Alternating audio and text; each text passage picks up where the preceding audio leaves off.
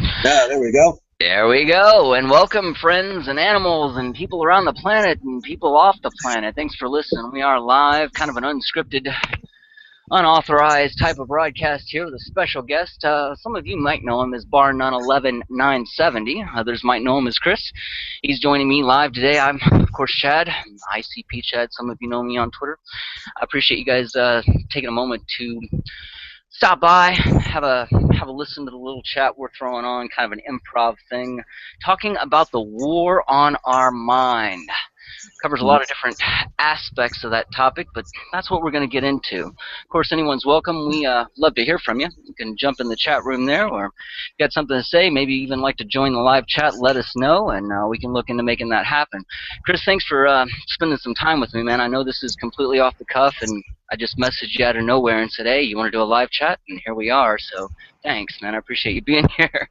Hey, it's my pleasure, and that's pretty much, if anybody watches my channel, that's pretty much how I make videos. I just decide, all right, I feel like doing something, so this is right up my alley, so it's a pleasure to be here. All right, and before we even get started, man, I want to say thanks on air for you sharing that video that I put out the other day. It really helps, and I appreciate people like you that are interested in what's true and willing to share it, because you're not in it for credit. You're in it for what's true and sharing information. I know you really want to make a change here. And Yeah.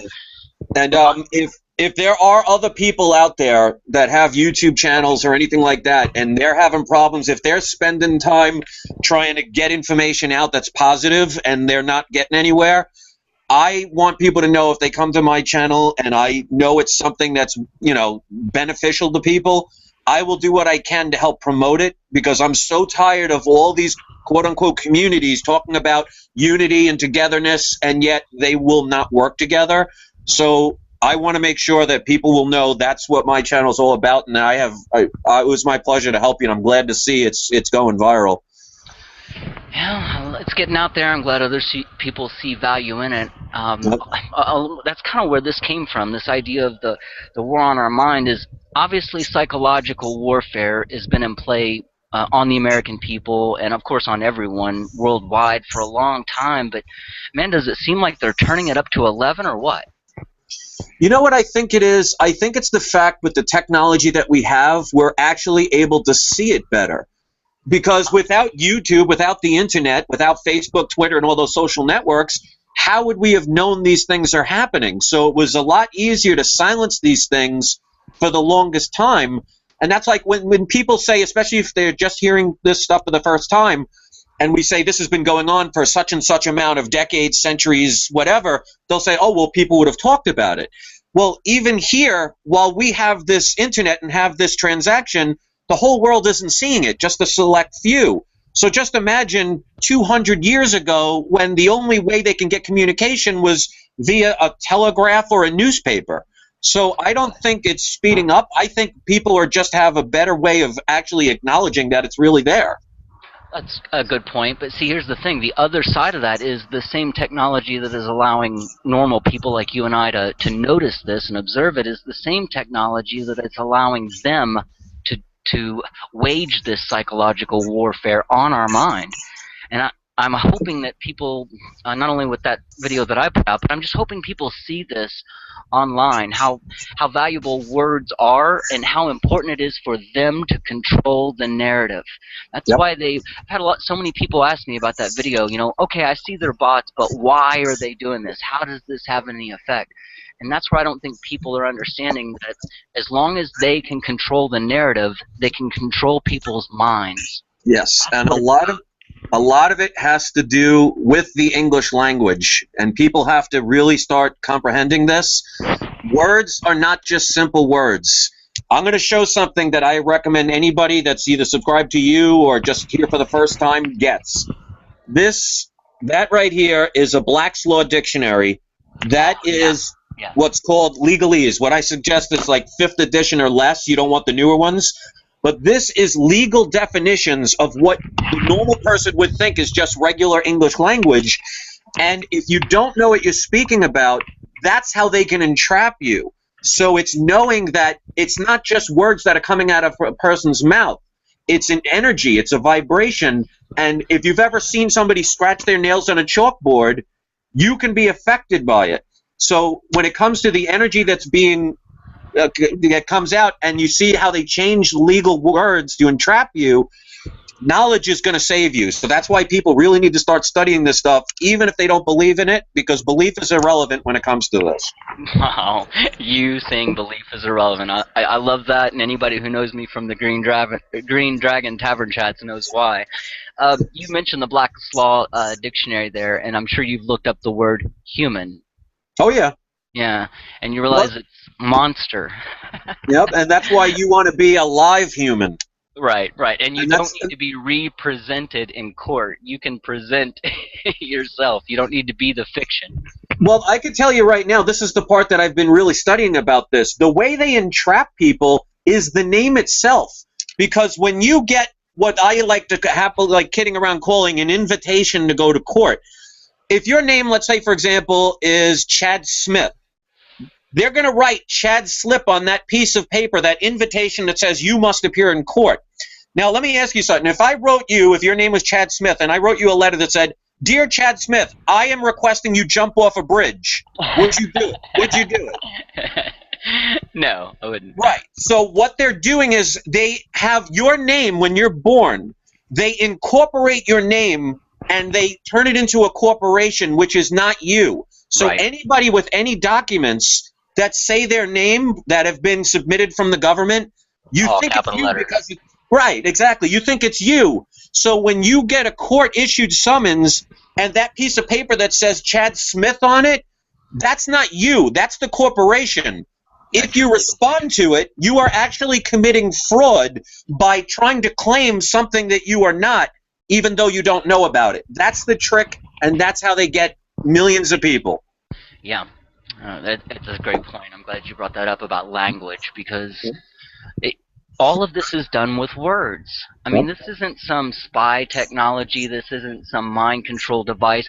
This is all done with words. And people think that words don't mean anything, but they are. Like Chris said, they're symbols. They represent energy is what they really are. And when those words are put onto people, especially when you don't even know the definitions of them, it has an effect on our mind. And this is just one more way that I don't care if it's the television, the magazines, or the internet, they can wage war on your mind by controlling the narrative, and it's all done with words. And I'll even go one step further. Words can hurt people. Yes. Just imagine your first day of class.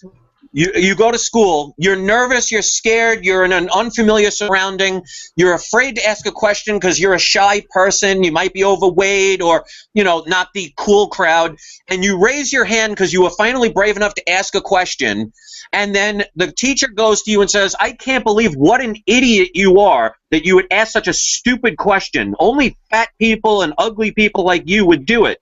You don't think that would traumatize that little kid? So words, if you use them in a negative way, can hurt people. I mean, there have been people in the world that have committed suicide based on what others did nothing more than say to them. So you could take all the definitions, you could take all that stuff. It's also words if it's all about intent. If your intent is to hurt somebody, I mean, look at like trolls that come to these channels.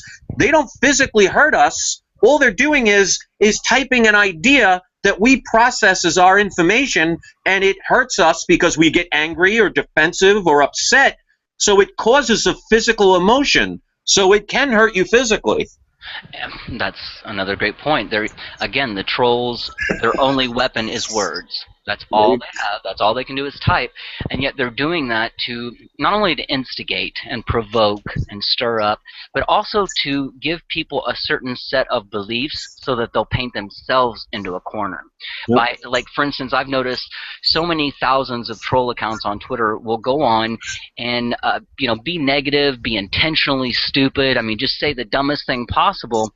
Well, if you're watching this and you don't realize it's all fake, you come away with the opinion that, wow, people are really dumb. Yes. I mean, they're really dumb. And that's an illusion. It's a fabricated illusion being put there by thousands of accounts doing this intentionally, and yet it gives people a false perception about the world around them. And this is just one more aspect of psychological warfare. Basically, what it's about is the oldest trick in the book. It's divide and conquer. And especially today's oversensitive people, they use emotion. That's why if you notice most trolls, their number one tool is personal attacks. They will never come at you with truth. They will never debate you logically. They'll always either come up with some false accusation about you, or they'll insult your sexual preference or the color of your skin or the type of government you like or whatever, because they know it will distract you from what you were talking about, get you emotionally involved, which basically, if you know anything about energy, the more condensed energy is, the lower it becomes, the more solid it becomes. So when they push you down to those lower vibrational energies of negativity with emotion, you are going to react in a negative way. So they're steering you towards, instead of being conscious, instead of being light, instead of being love, instead of giving information, you're now focusing on arguing something that probably had nothing to do with the very topic they tried to distract you from. Exactly. And speaking of that, Chris, there's a handbook out there that the Moms Demand folks put out, or the organization that sponsored them put out, and it's a handbook teaching people how to use emotional language to win gun control debates. Yeah. It's one of the most sinister things I've ever read, because when you read it, it teaches you what words to use, what words to avoid. Don't use facts. People are not motivated by facts. They're motivated and moved by emotion. So use emotional language. Talk about the things that don't talk about what the facts represent. Talk about how the emotions they bring up. And it's actually teaching these people to go out there and wage psychological warfare to manipulate the masses. Well, I mean, that's why I don't think people are truly understanding. If people truly understood what was going on here, I don't think it would continue as quickly. I mean, I wouldn't see this many thousands of accounts on Twitter all doing this. The reason that they get away with it is because it becomes so normal that you don't realize it's being done to you. It's called hidden in plain sight. What do you think? Like, for example, the television is nothing more than, if you watch a commercial's job is to make you want to buy something that you didn't want before and you don't really need. Mm-hmm. So that's why, like, for example, if you see a beer commercial, they're not going to tell you, oh, well, it's going to help you get drunk and you're going to gain weight from it, and this is the truth about it. You could die in a car crash from it. What are they going to do? They're going to have beautiful men and women. They're going to have people partying to tell you that if you want to be cool, you need to have this. So they feed on people's emotions. When you go to news media, they're not talking about specifics. They're not asking questions. They're not giving alternative views. They're trying to go through emotions. I mean, why do you think they always talk to celebrities about things? I mean, who cares what these people think? Right. But the average person, if they like Lady Gaga, they're going to spend time listening to what that person says because it feels right. So that's how they trick people. It's been going on for hundreds of years. When you mentioned that with the celebrities, there was a psychological study done years ago when they used the Michael Jackson stuff with Pepsi or whatever, and the professor was explaining, why they do this. Why would you use Michael Jackson's voice, Pepsi?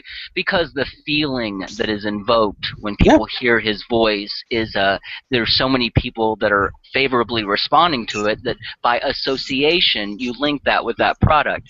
In advertising, I was a designer. I producer. I create things.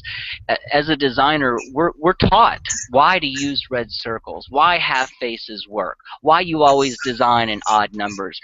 We know why you want, you need, and you get is the three most used terms in advertising.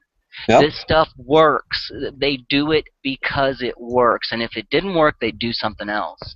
Yeah, like for example, if you think about a woman that will spend $5,000 on a pocketbook just because it has some designer's label on it, they probably made that in China, where they paid people probably $3 a week to manufacture that. They don't pay taxes because they don't do that overseas. And because of that name, they probably spent $3 to make it and sold it for $5,000 because emotionally it makes that woman say, look what I have. And then other people want it too. That's why when you see all these TV shows with all these beautiful young people, they're always talking about material things like driving up in a Mercedes or having a Prada bag or a Rolex watch. They're trying to tell you, condition you to feel that if you don't have these things, then you're not important or you're not in the cool crowd. So they take away the individual and make you part of a tribe, because the more people you have in a certain cause, the easier they are to control, because you and I can have a nice debate using logic. But if we had 500 people trying to talk right now, there would be chaos. Yeah. So that's why things like what's going on in Ferguson, how easy it is to manipulate people, because one person doing a stupid thing could cause a chain reaction for everybody else to follow. And they're perfecting it as we speak. Well, I mean, we've seen them use agent provocateurs over and over. I mean, that usually works to, you know, either rile a crowd up and provoke them to riot, or just to bring the hammer down from the police state that wants to have a good excuse of why they need to do this stuff, because people are just out of control. Have you seen? I mean, I know you've been on YouTube quite a while, and you've been putting out truth information, or just trying to. Well, yeah, I mean, aren't we all?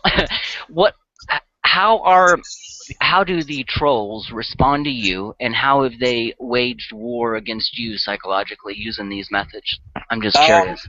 Well, the one thing I could say, honestly, it took me about 2.5 years to finally figure that out. When I first started my first channel was Barnum 11967. I shut it down because of trolls and wanting to get in fights with them. I was not familiar with a troll before, so I was just thinking, it's just a normal person that, had a problem with what I was saying.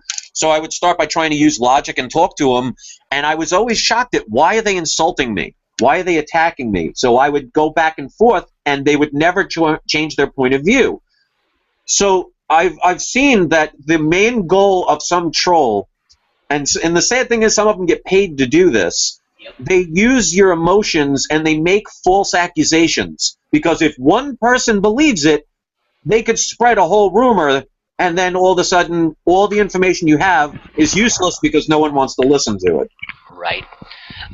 I've even seen them go so far as, by provoking you and making you angry, it can drive your audience away, because if you're continually, I spent, I don't know, weeks, maybe months, maybe longer, railing against those same type people you're talking about years ago on Twitter. And I learned the same lessons you learned, that, oh, okay, wait a minute, these aren't real people, they're not really talking, this is all fake. This is just all fabricated.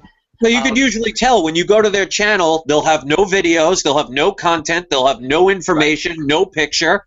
Right. I mean, it's like too simple, because the average troll is basically a coward. They're afraid to show their face. They will never have any information, and all they will do is, it's like any agenda, directly going in one way no matter what you say. So now I just block them and I ignore them. They don't affect me anymore, and they can say whatever false things they want about me. My subscribers that come to me know the truth. Sure. Chris, I would, I mean, if there was just one or two or a handful of people doing this, then we could blame it on the, well, just some people are dumb, that's just the way some people are, blah, blah, blah. But I've seen this so many thousands of times, and interestingly enough, all of these people involved and engaged in this activity are all connected to each other. Yep. This is beyond the pale of coincidence. It's astronomical, the chances of these people being all connected. This is a team of people out there to do nothing more, and maybe they're paid, maybe they're not. I can't prove it either way, but it is interesting that they have a full-time job of just being a prick on the internet. I don't know what that serves. I look at it this way, logically. If you think of things logically, you have to think of, I always say on my channel, always ask the reason why. Mm-hmm. Now, like, for example, you and I could have a debate where we disagree. If we have different points of views of it, if we talk like adults and communicate, we could maybe sway each other in a different direction. But if we're having a conversation and no matter what I say, if you have a straight-on agenda, there's a reason for it. Exactly. So when you're talking thousands of people that no matter what you say, they will continue to say the same thing over and over again, you have to draw the conclusion of why. Now, you can't. You could say there are some people just haters, and they're just some people they're nasty, and that's what they do. But like on your video that's going viral, to see thousands of people all saying the exact same phrase in a span of like 5 minutes, Yeah. mathematically that's impossible. So when you take away the impossible, the logical seems more of a conclusion, and that's they're being paid to do it. And if they're not, then they're idiots that are doing it for free. Yeah.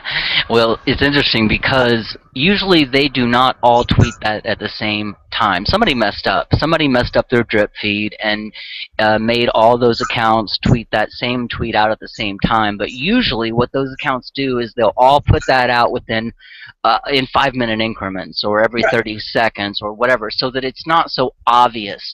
I've had people comment on that video saying, okay, yeah, I can see their bots, but anybody could see their bots. I mean, how would this be effective? Well, again, they don't always do this at the same time. That was just a mistake that I just happened to be there watching to catch. But usually, when they're drip feeding this one tweet per account at a time, the people following that account don't realize it's fake.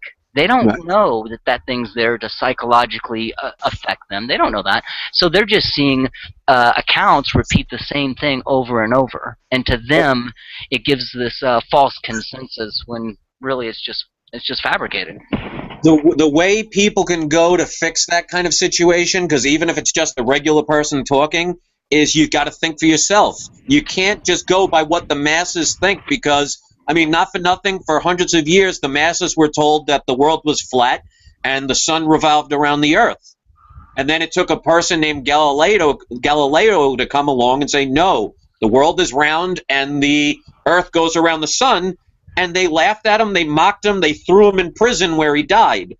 So my thing is, do the opposite of what the masses do. I mean, look at this ice bucket challenge that they're doing. Half the people don't even know what ALS is, and they just want to be, and again, it goes back to the celebrities. You saw a few celebrities do this. Now everybody's like, I want to be that person, and it became what would have started out as a good thing, trying to help a disease.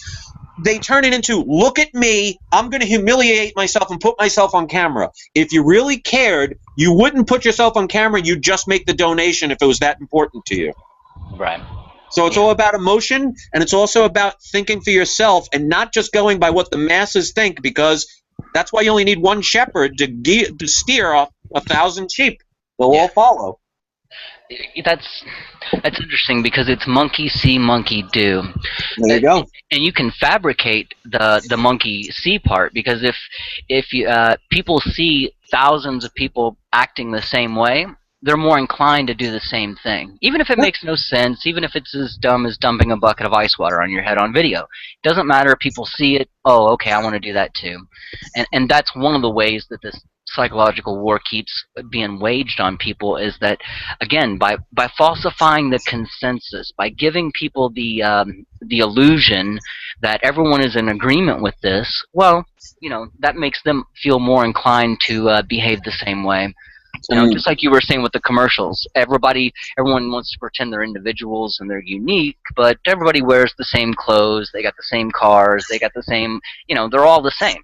And yet they're out there, you know, pretending to be unique, but as long as the commercials keep showing those people buying that same stuff, people are going to go buy it.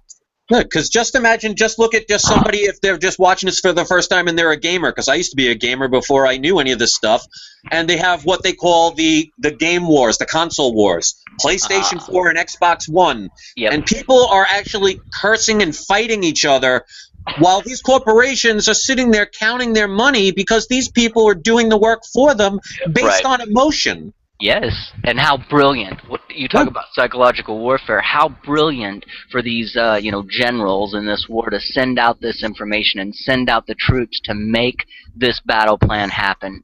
That I mean, it blows me away that this occurs and more people don't recognize it. They don't want to. I agree, but as soon as I said that, I also realized, but you know, I have watched people are waking up. Over the past 10 years, these same things that you and I are saying today, and you were probably saying then too, they didn't listen to. Whereas now, they either know it, that they're becoming aware of it, or at least they're inclined to listen. They've seen enough evidence where they're like, yeah, you might be right. Well, once you get them to finally recognize something, you usually got them. So what the problem with most people in the world is they have the "I'll worry about it when it happens" mentality. That's what they've always been taught.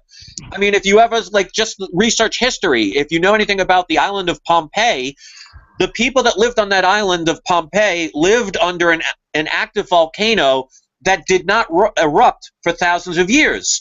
So the people got complacent and said, well, my great-grandfather lived here, he was fine. My grandfather lived here, he was fine. My father lived here, it won't happen. And then one day, the people died where they laid. So the problem is, like, if you saw about Hurricane Sandy, I don't know where you live. Where do you live? What state? Like, approximately? Washington State. Okay. I live in New York. I live on Long Island, so I was directly impacted by Hurricane Sandy. Now, Hurricane Sandy, we had about a week's notice of knowing it was coming. And when it hit, there were people that waited 24 hours in line just to get gas. They could not get food or water. The average person waits until it's too late. And what I usually say on my channel is I warn people, if you're standing on the tracks and a train's coming, if you try and jump off as the train's about to hit you, you're dead. So better to get off the tracks 5 years beforehand than 5 seconds too late. And that's what people need to realize, that you don't want to wait until you can't buy fire insurance when your house is burning. But that is where we're at. Because, see, most people still don't believe this yet. They don't have a frame of reference to understand what's... And that's why they're still watching TV. I mean, in most people who are aware, they have cut back their TV. They might watch movies, they might watch something for entertainment, but they don't sit and mindlessly watch this TV for 8 hours a day. They don't see value in it. They see value in doing other things. And plus, most of them are aware now that what they're putting on these, through the television is not helpful. It's not helping people. It's all in the words. It's tell-a-vision, and you're watching tell-a-vision programming. It's in the words. They're trying to tell you phonetically. There's a reason why they used to call it an idiot box. Yeah. Yeah, and there's also a reason why everyone had to have that TV in there. Well, even the government put out such a push to make sure everyone got one of those, in their living room. So every person in the world, basically, that owns a TV, they could send signals into your brain and tell you what you need to think, what you need to buy, how you need to feel, who you need to pay attention to, who you don't need to pay attention to. And if they don't want to show you something, now you don't have access to it. So when people don't see it as any kind of form of control, that means they're being programmed and they don't realize it. Mm-hmm. Because if you don't stop and think of what an agenda is when someone or something is trying to steer you in a certain direction. And when you watch the news, they never ask questions that question the official story, which, by the way, it's not ever called the official truth. They call it the official story. They never question it. And every channel is always talking about the same exact scenario that's going on. No alternative point of views. That's agenda. It's controlling the narrative. I mean, which is all done with words and images. I mean, there's a lot of images that are out there. I see a lot of these designs that come out of these false flags for their, whether it be their slogan, their ribbon, their design, whatever. And I can see just the mind control in all of it. And people don't realize this. Again, when I first started seeing this stuff happen on Twitter, it was during Sandy Hook, and a lot of the bots that were putting out stuff, they were putting out things like, just driving past the Sandy Hook exit, my heart is breaking for those poor children. I've seen that 10,000 times. I saw people post that exact same tweet 10,000 times. It's all emotion. That's why, like, for example, with the Ferguson, you'll get people that say, "Oh, I knew him, mm-hmm. Mike Brown," and one of them went to my channel. I said, "Okay, prove it," and he said, "I don't have to prove anything to you." And I'm like, "Well, then, how am I supposed to believe you? Just because you said it?" Again, I've heard 10,000 people that knew someone from Sandy Hook. They knew one of the kids. They knew this, blah blah blah. And then when you ask them the same question, "Okay, who?" Never another word. Never another word. Well, there's a reason. Like when you go to a magic show. A magic show, it shows the illusion where you're looking at something and it's not what it seems. So the average person just wants to be entertained. They don't want to be like, wow, how did he do that trick? They just want to sit there and applaud and be amazed that they were fooled. And that's why you can hold your hands up like this and have nothing, then all of a sudden something appears out of it, because it's all about an illusion. And if you're not paying attention to something, it's very easy to distract people. Look over here while we do something to you over here. And when you have a camera, all you have to do is pan the camera away, and the people watching the live view can't see what's going on. Yep. How many times have we seen major protests where there are large numbers of people gathered, and then the news will show you 10 or 15 people in a group, and you know, say that this is, again, controlling the narrative, letting people say, oh, you know, there's only 10 or 15 people that care about this, when there's hundreds of people on the street. Right. But the people believe what they see. And I always tell people that there's information hidden in music and movies. You just have to watch it. I mean, look at, for example, just in the simple movie Star Wars. I have so many quotes I could stow on that, where when Ben Kenobi was teaching Luke, when he was trying to do the lightsaber and he had the blind shield over him, he says, how can I hit the target when I can't see? And he goes, your eyes will betray you. Don't trust them. Yeah. So in other words, just because you're seeing something does not mean what you're seeing is actually what it is. That's what magic is all about. And you've seen probably the predictive programming that's been laced in movies from, I was mentioning this on a Green Dragon Tavern chat last night, that someone should do a documentary on movies and start from the 50s and look at the themes of movies from the 50s on up till today, and then correlate that with history, what happened, and you'll see that whatever was put out in the movies 5 or 10 years before became the reality 10 years later. If you want to do an easy one on that, I'll make it easier than even movies. If you go to, like, if you have Netflix, for example, you will have every episode of Saturday Night Live. Now, Saturday Night Live, since it started back in the 70s, used to do news skits where they would talk about certain events that are going on. And if you watch each decade, you'll see that they're always talking about the same things, that we're struggling financially and there's problems with the gas prices and prices are too expensive. They're drilling it into you, but they use things like comedy, so you're laughing instead of saying, wait a minute, they're trying to tell me what something is. It can't be all the time, so they're trying to feed you that information and you don't pay attention to it. Do you think... I mean, where we are now. Well, first of all, what do you think's happening right now? Where are we? What do you think's coming next? That's to be determined, but I've always said to people, watch what the government's trying to do, because I honestly think they are trying to disarm the American people. They've been doing it. I've been warning people since Sandy Hook, because you could see the agenda when they talk about things like, for example, assault rifles. First of all, there's no such thing as the word assault rifle. That's just a term that the media used to make a gun, a rifle that had some plastic additions to it, sound scary. If you look at, for example, history, if you don't study history, you're doomed to repeat it. Adolf Hitler, which, by the way, people don't realize, was nominated for the Nobel Peace Prize in 1938. Most people don't know that. Before he took over the invasion of Poland and all those other countries, he started an agenda to try and get the citizens guns. And what he did was he started talking about how there's crime in Germany and how we have to keep, and it's always keep the women and children safe. So he said to be able to control the crime in Germany, we need to register the people's guns. And back then people thought, well, that's a great idea. We need to do this because we got to keep the women and children safe.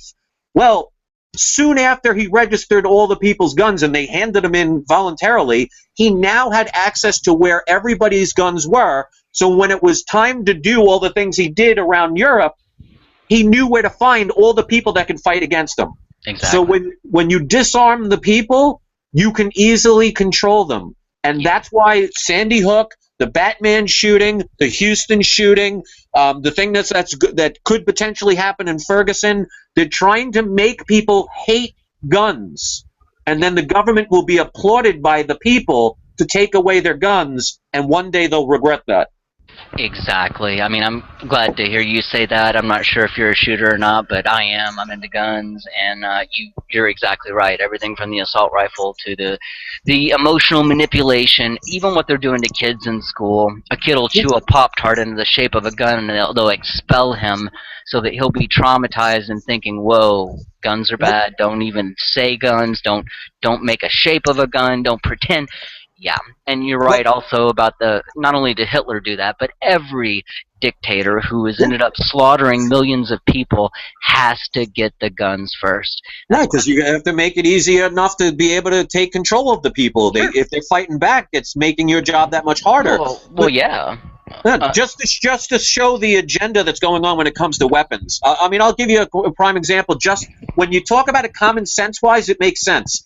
If you were a criminal and you had the choice of two houses on a street, one of them had a sign that said, "Enter at your own risk, you will be shot." And the other house says, "Proud owners of a gun-free environment." yeah. As a criminal, which house would you go for? Mhm. And that's the obvious part. What's I guess what's not so obvious is that America, being the gun owning country that we are, the only thing that's going to make Americans change their mind about guns is what they're doing with the psychological operations. Yeah. And I'll, That's I'll give what. you a prime example because I don't own a gun. I don't shoot, but I have this, and I believe in the right to be able to have people have one. And if you look at the agenda that the government and the media is trying to portray, because they'll always say we need to keep the children safe. That's Yeah. why you see these shootings at schools. Now, what is all of these, the movie theaters, the school shootings, what do they all have in common? Well, they're gun-free zones. So they're trying to tell you we need to take away the guns because it'll make you safer, and yet all of these shootings occur where there are no guns. So it actually contradicts the very agenda that they're trying to get people. But because they say women and children are dying and they get you emotionally involved, you don't logically think, wait a minute, the biggest crime areas in the world are places like Washington, D.C. Yep. That is a gun-free zone. Not only that, but when we were talking about trolls, I mean, I've seen the same thing on Twitter. These anti-gun people, Yeah. the moms demand, the whatever the little slogans are. There's just a slew of them, and every single one of their tweets, every message they've ever put out, everything that ever falls out of their mouth is all about anti-gun. Yeah. Well, I'll say this for your audience, and they can check this themselves. If I said right now, name at least 3 different school shootings, you could probably name them, right? I want somebody out there to name 2 police stations and 2 firearm, like two or 3 gun Ranges. shows Yeah. where there was a shooting there.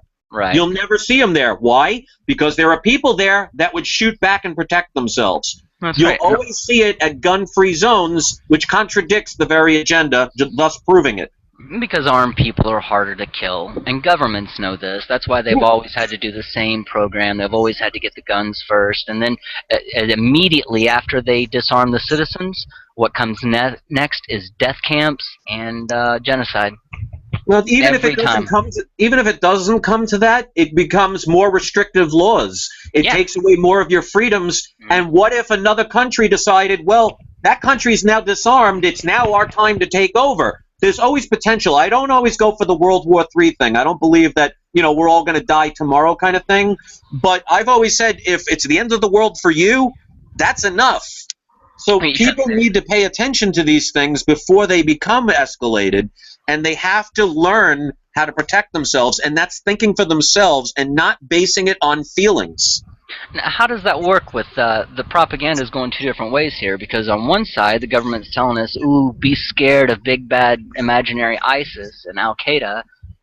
Pretend that you have this enemy that wants to come and cut your heads off. But then on the other side, out of the same mouth, they're saying, "Oh, give up your guns, gun-free zones, ban firearms, blah blah blah." So I mean, That pick would one. be that would be a question I would love one news media or person to ask them, Yeah, I'd because love they to hear the answer. contradict it. So I mean, either we need to be prepared because we do have these enemies at the gate, Or these are all fabricated, whatever. But we need to pick one story and stick to it. You can't have it both ways. Well, But let's put it this way. When was the last time you had a shootout with one of your next door neighbors? never. Okay. When was the last time you heard any of your friends ever have a shootout with their next door neighbors? Never. Okay. So these things never really happen, but yet they're always somewhere around the world. There's somebody coming to get you. So what they're doing is they're trying to put this fear in you to think, well, at any moment the boogeyman is going to come get you. When you're scared, you need to be protected. When you're scared and you're not thinking, you need to have the wrong people protect you. It's the whole problem, reaction, solution. The very people, it's like if you ever saw a mafia movie where a gang of the mafia will go into a mom and pop store, they'll start trashing the place up, and they'll say, well, if you don't want this to happen, you give us protection money. Yeah. So the very people that caused the problem are asking you to give them money to protect you from what they did. What do you think about these? I mean, you've heard of the FEMA camps. These things are all over the place. Right. I mean, all these pieces are already in place. I mean, the very last one, the domino that needs to fall, is the disarming of America. That's all it would take. I'm going to tell you what I think about it, and it's the exact opposite of what people like Alex Jones talk about. Fear equals control. Now, if you look at, they're trying, the asking, like I said before, always ask the reason why.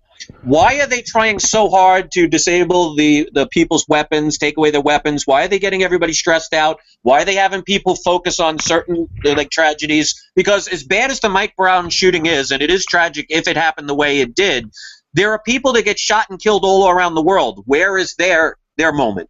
Yeah. So you have to think of, why are they making you do that? And also, why is something like the water bucket challenge going so viral? If you think about what's happening financially in this country, where we've been borrowing so much money that it's impossible to pay it back, if there is some kind of financial problem where we just say one day, well, we've borrowed so much of this fiat debt that we can't pay it back, the people will lose their homes, they'll lose their cars, will not be able to buy food, will not be able to get gas to go to work. People will be waiting in lines, raising their hands, hoping they will be picked to go into a FEMA camp. They won't need the guns to get people. Right. All you have to do is say, oh, you're homeless? You have no money? We got a nice place for you to come live, but there's only a limited amount of space, so you better line up early, and you will have millions of people begging to be in there.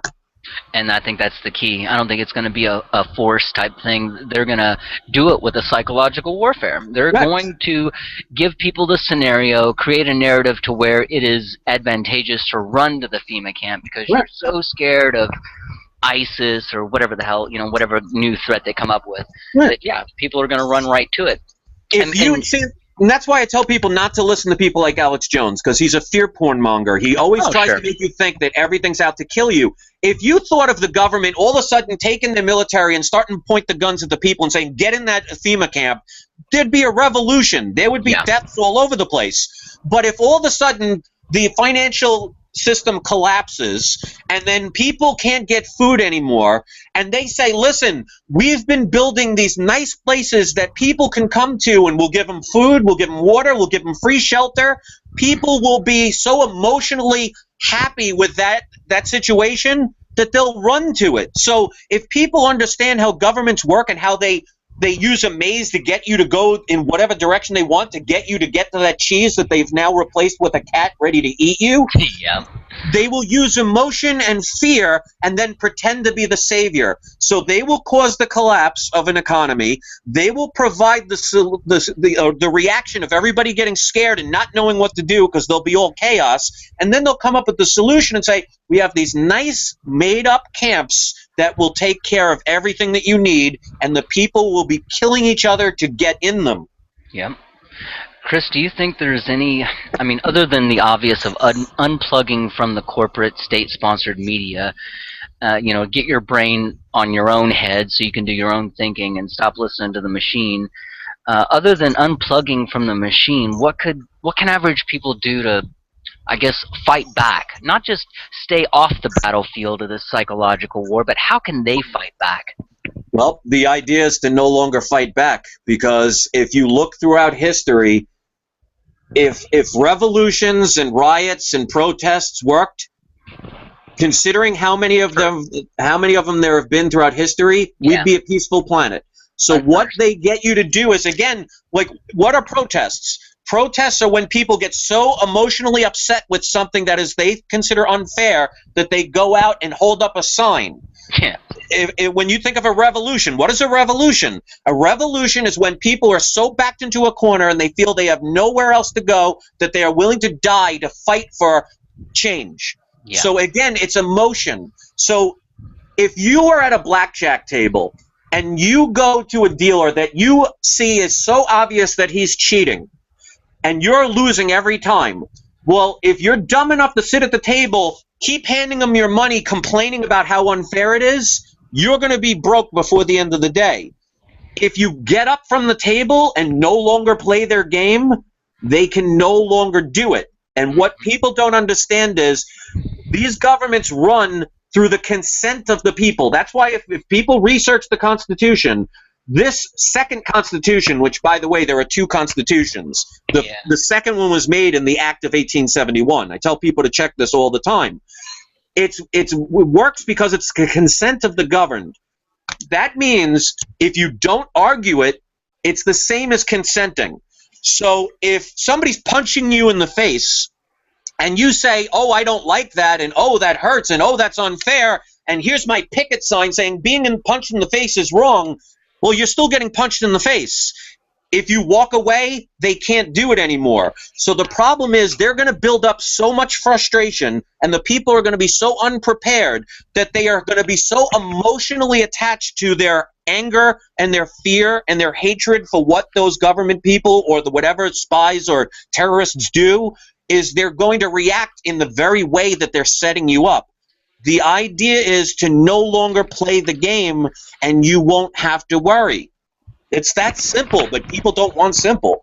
I've said the same thing. I've used the casino analogy that how much does a house make off the rake without any players?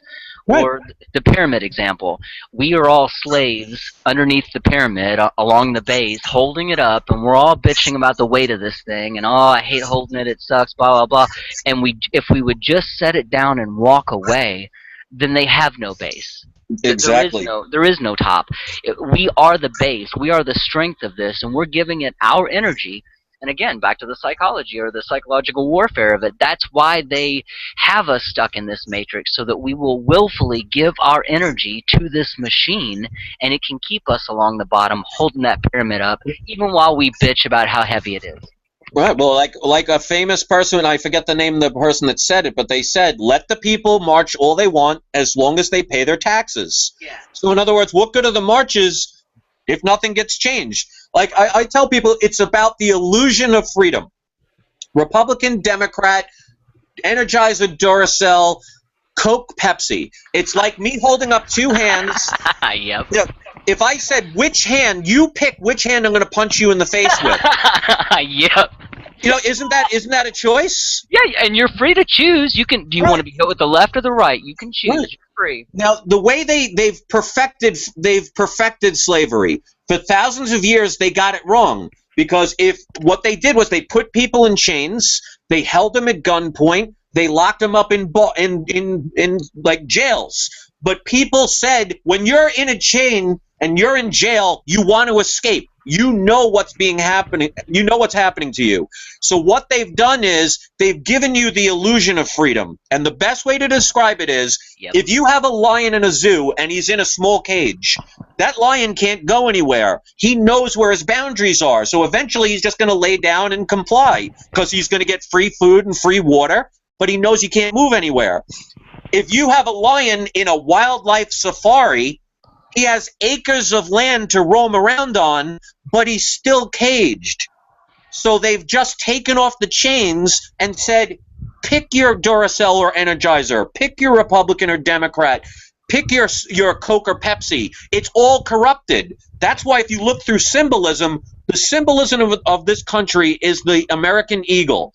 Now, they always show the American eagle with the wings spread wide. So it looks like you have a left-wing Democrat, you have a right-wing Republican, and they seem to be separate. But if you follow the wings inside, they connect to the same entity. That's why whether we have George Bush, a Republican, or Obama, the Democrat, nothing gets fixed because they are of the same entity. People need to be aware of the simplicity of it, and they can fix it. And Chris, you probably saw this. Anyone listening, I would suggest taking a look at it. But Aldous Huxley gave a speech in Berkeley in 1969 titled "The Ultimate Revolution," and he said the same. He explained to people how they have acquired and achieved exactly what you just explained, Chris. That they have made the slaves love their servitude. That the way to quell the ultimate revolution is to make the slaves think they're free, thus they'll never revolt, and that's how you quell the ultimate revolution. And he went on to describe how they're not going to do the 1984, force by boot on the head type control. They're going to do the new Brave New World type of control, where everybody's either drugged or hypnopadia through the media. They're all conditioned and programmed to behave the way the government wants them to behave. But the bottom line is that Huxley said that, yes, we have now achieved the perfect way to make the slaves love their servitude. Yeah, because, you give them a bunch of free stuff, the people become lazy, they become dependent on the system. Just imagine, and I always use analogies because it helps people to understand things better. Just imagine at the age of 14, they send you to prison. And from the age of 14 to, let's say, 50, you are told when to sleep, when to wake up, when to shower. They provide all your food, they provide your clothing, they tell you when to work, they tell you when to exercise, and then when on your 50th birthday, they open the doors and say, go ahead, you're free to go. That person is going to beg them to close that door because they are so used to having everything done for them, they no longer have the ability to do it themselves. That's why, like when you see Obama and these governments, and I'm not going to just blame it on Obama because he's a puppet being told what to do by the real people in control, the people with the money. Yep. They're giving away all this free stuff. Because if you have welfare, if you have food stamps, if you have government subsidies, you could sit at home and be on the internet all day, earning a paycheck, doing nothing. And then if you get people so lazy they cannot do anything, well, just imagine, like for example, if they want to microchip people tomorrow, you and I would say that's crazy. It won't happen. But what if they said to the people, that the 45 million Americans who are on welfare, and they said, if you do not get this microchip planted into your body, we will disable your welfare program. Every single one of them will line up to have it done. So the way they get people is through the emotion and through the fear, getting people afraid of losing what they've been giving. So it's almost like giving a turkey, giving it plenty of food to get itself nice and stuffed so they can kill it for Thanksgiving. You're being stuffed and you don't realize it. And I do see that more people are waking up out of this. These same things that people like us have been talking about for years. Now, it doesn't sound as crazy as it used to. Even to the uninitiated person who knows absolutely nothing about any of this. You can still tell them this now, and they can see it because it's went from theory into practice. We talk a lot about the police state and how martial law and just the idea that this police state is coming down more and more on people. I think they have to keep pushing that because of the awakening, because of the people out there that are not buying the psychological programming. They're trying as hard as they can to keep people scared. And what they're also doing is, if you see what's going on in Ferguson, as each day goes by and those people get used to seeing the cops with the M16s and the full body armor, they get you used to it. That's what programming is all about. So eventually, if they do it for long enough, people will just think that's just the normal thing. You see cops in military gear riding around in military tanks. Right. The people have to stop accepting it. Like you all talked about movies before. You want to learn how to fix the system? Go to the Disney movie Ants. Oh, yes. The whole premise of that movie is you have millions of little ants that every summer there would be a dozen grasshoppers who were 10 times bigger than each individual ant that would make the ants do all the work for them, and they would scare them because they were big, they were tough, but they were small in numbers. So if you take the grasshoppers and change them into the elite, and you take the ants as the people, they are always scaring us because, oh, we got the guns, we got tanks, but they don't have the numbers. And at the end of that movie, the ants realized, wait a minute, we don't need them, they need us. That's right. And when they put their food, and they stopped getting the food for them, and they stood up to for the grasshoppers were like trying to be their usual tough guy people, and they realized, wait a minute, for every one grasshopper, there's 10,000 ants. We're outnumbered.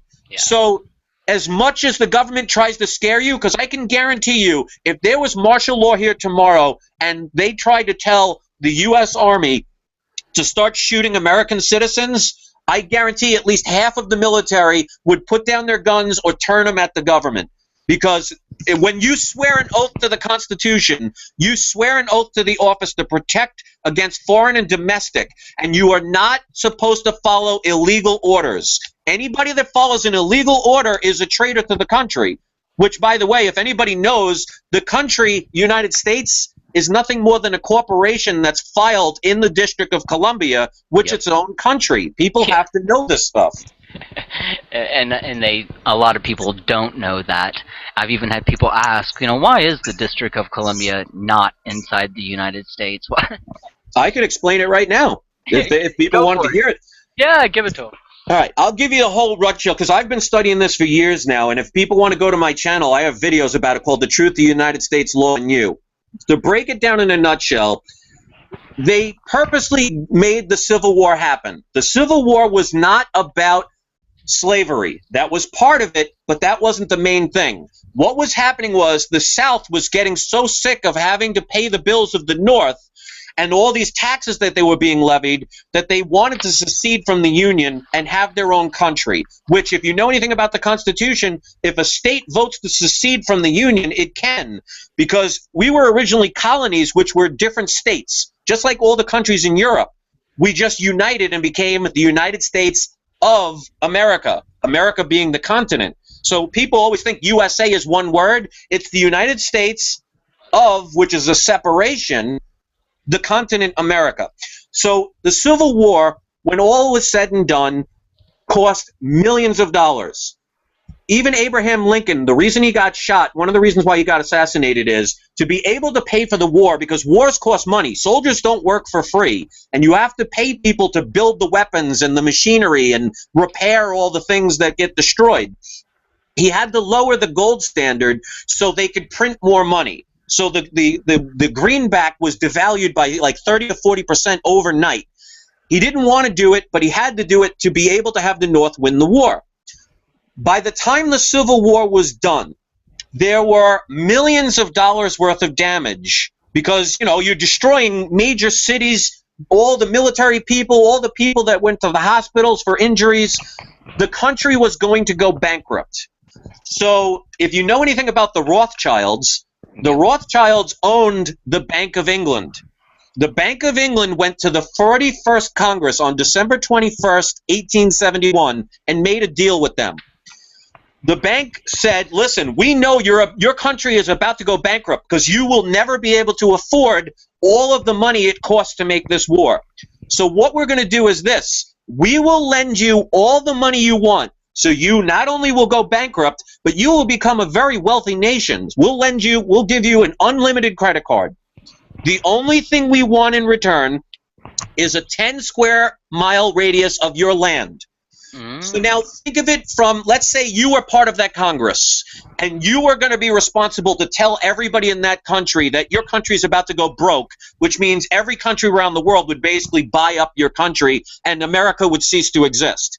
And somebody came along and said, like how they do with bad guys always pretend to be your friend, just imagine if the Bank of London comes along and says, you know what, we'll give you unlimited credit so your country will not go bankrupt. You in Congress and all your family will be wealthier beyond your wildest dreams, and all you have to do is give up 10 square mile radius of your land. Would you have done it?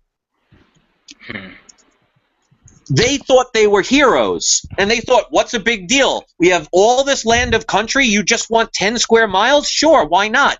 Right. This is where they entrapped them, and this is where people have to learn the Constitution and legal definitions. Because if you look at the 13th Amendment, and I will read it right now, and like I said, I've done videos on this. As soon as they made the 10 square mile radius, they called it the District of Columbia, which became a corporation, another foreign country. And the Congress was told they're not allowed to tell the people about this. Now, the first thing they did was created the 13th Amendment, supposedly about slavery. Yeah. The 13th Amendment says neither slavery, and get this, nor involuntary servitude, except for punishment of a crime, shall be duly convicted, shall exist within the United States. Now, we were once called the Union of America. We were Union States of America. When it became the United States, it was incorporated. Anybody living in that 10 square mile radius of Washington, D.C. was automatically part of that country. Now, the way they tricked people is by changing definitions to get people to join in. Yeah. So when you hear the word involuntary servitude, when they say that slavery is not involuntary servitude, what it means is they can't kidnap you and make you do something. That's slavery. But if they can get you to volunteer to do something, then you are no longer protected by the 13th Amendment. Also, where it says punishment for crime, if you go to jail, the 13th Amendment no longer protects you. You're a legal slave. So what they did next is the 14th Amendment. They legally defined the word person. If you look in the Black's Law Dictionary, the word person is a corporation. So what they've done is, if you say that you are a person, and then you go to the 15th Amendment, they talk about citizens. Again, if you look up citizens in the Black Law Dictionary, it means you are a corporation. So when you go to get your driver's license, when you get registered to vote, if you ever check the box when you paid your taxes that say, are you a U.S. citizen? What you don't know is you have now become a traitor of your country called America, and Right. you are now subject to that 10 square mile radius of a country called the United States. Exactly. So every single person in this country that has a driver's license, has a bank account, has a federal ID, has ever registered to vote, and is called a citizen, means you have volunteered your servitude, and you are now part of a foreign country. So Yep. that's where this came out. That's right. And anyone who's not familiar with this, I suggest going and listening to Jordan Maxwell for hours on end, and you'll know more than you ever want to know about it. Buy these two things, you'll have everything you need. Like they say, the truth shall set you free. The problem is they don't teach you this. Just imagine if you were born and somebody dropped you in the middle of the woods where there are millions of acres of woods, and they say, okay, find your way home. Yeah. That's how people have. That's why it's been thousands of years for people to never learn these things, because they don't tell you. They don't teach you on TV. They don't teach you in school. Governments don't tell you. That's why it's taking so long, and that's why the average person will listen to things that we're saying, and they'll call us the crazy ones. Meanwhile, I challenge anybody to name in their lifetime 3 politicians in their lifetime that they would say were honest, full of integrity, and did nothing but good. And these are the people we trust. And I guarantee you none of them will come up with 2, let alone 3. No. Most people are, I would even give most people credit enough to think that they are beyond that. They know better than to think that the people that are in charge have our best interest at heart. Right. And yet I still see so many people out there who, even with that video I put out, they can't believe. I mean, they can see what they see. They see it. The evidence is right there, but they just cannot believe that their government would do that. They can't understand that these people aren't on their side. Right. Well, I'll give you a prime example. Do you breathe oxygen? Sure. Okay. What if all of a sudden you didn't believe in oxygen? Does that mean you're no longer breathing it? Oh, hey, I'm totally on the belief thing with you. I hear you. Well, that's what I'm trying to say. That as an example, the people listening, belief is irrelevant. Belief means I am hoping what I've been told is right. There's a difference between believing and knowing. And I tell people, stop believing and start knowing, because at the very least, you can correct a mistake, and at the absolute worst, you can expose a lie. The only person you hurt by believing is yourself. And for people listening, I don't know Chris. I just met this guy a couple weeks ago. I mean, so if you're hearing him going, well, wait a minute, this guy's saying everything Chad's been saying for the last 10 years. I know that, but he's not getting it from me. I'm not getting it from him. Yeah, the first time I even knew who you were was when you asked me to share your video. Yeah, and right. I said, yep, that was the first time we've ever talked. But that's why I appreciate the internet and our ability to communicate, for people of like mind to join together and share their conversation. That's the value I see in this. And that's why I'm so against the trolls and I'm so hard on this behavior, is because that behavior, that psychological warfare, is destroying the only weapon we have left, which is communication. If awareness is what's going to wake people up and change the world, which I think it is. I think it's had its effect already and it's still working. But if that's what's going to work, then it's going to take people to be willing to communicate openly and honestly. And the people that are out there that are, trolls, that are doing this professionally, these people are pissing in the well of the world mind. They're pissing in the stream of consciousness so that other people drink the poison because they think it's funny. Yeah, well, let me show you an example, and I'm going to just go back and forth with you while your people listen. They'll know. Who regulates what the FCC can do in media? Who's in charge of that regulation? The Fed or the government. So, in other words, the government. Okay, who's regulating what can and cannot be placed in our food? Again, the Fed. All right. When it comes to banking system, who regulates, like, for example, so when you talk about oil, when you talk about education, it's all run by the government. The only place they have not yet to control is the internet. Yep. But when you look at trolls and their certain specific agenda to make you unfocused from what you're talking about and getting into emotion, that is the government's way of saying we have a sneaky way to infiltrate what's going on and distract you, and that's a form of regulation. Yeah. And you know what, Chris? If they could control people, if they could press a button and control my mind or your mind, they'd press that button. Guaranteed. They wouldn't have no qualms about it. They'd press it. They don't have that button.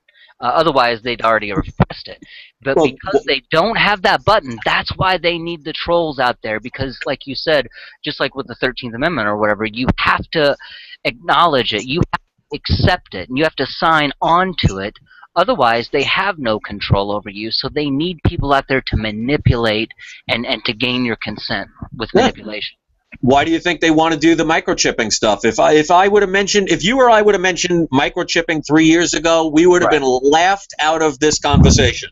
Yeah. Now there are already places, there are companies that actually, instead of, how some places you need an ID card to get into the office? Yeah.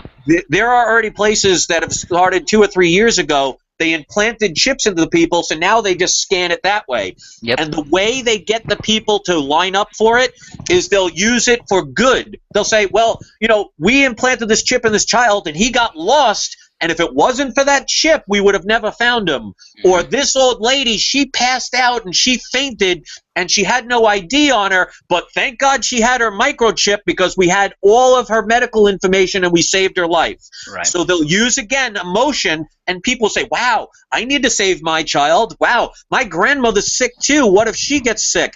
This will save her. They'll line up. And then what happens is when they get everybody through that nice, everything's going to be wonderful thing, if they all of a sudden say that all of your information, including your financial abilities, are on that microchip, and they shut it off, guess you're pretty well screwed at that point, aren't you? But it's too late then because the train has already come down the track, and you didn't try and jump out until it hit you. That's right. And then they'll have that button. They won't need the trolls to go and manipulate people to play the psychological warfare. They'll just press that button and shut you down. Yeah. When people research history, and that's why they say if you don't research history, you're doomed to repeat it. Right before the collapse, the half of the Roman Empire, they had the Roman Colosseum open free to the public, open 24 hours a day, 7 days a week.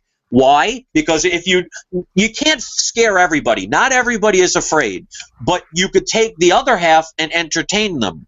Why do you think we have the ice bucket challenge? Why do you think we have sports athletes making $25 million a year? Why do you think people care about what the Kardashians are doing?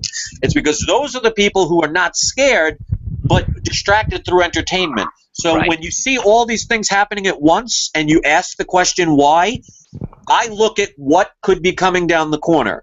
And when I talk, the most important thing for people to realize is the dollar is not the valuable asset that we once had, and it can't last forever. Because if you research money and currency, every single currency that has ever been created throughout history has a 100% failure rate. No exception. So if you're a betting person and we're doing the exact same thing that every other currency has done throughout history, would you be more likely to bet that, well, if we're doing the same thing everyone else did and they all failed, that we're going to fail too? Or you're going to say, well, I guess we're the exception to the rule. Which one would you put your money on? Empires are the same way, not just currency, but all empires have fallen. Right. So what's coming down the line is there's going to be potential financial problems because it cannot last forever. Because the more money they borrow, the more interest. The more interest, the more money they have to print. Because they only print. Money's debt. See, what they do is when you borrow money, you borrow what's called the principal amount. So if you borrow $1,000, that's the principal. You have to pay back about $2,500. So the other $1,500 is the interest.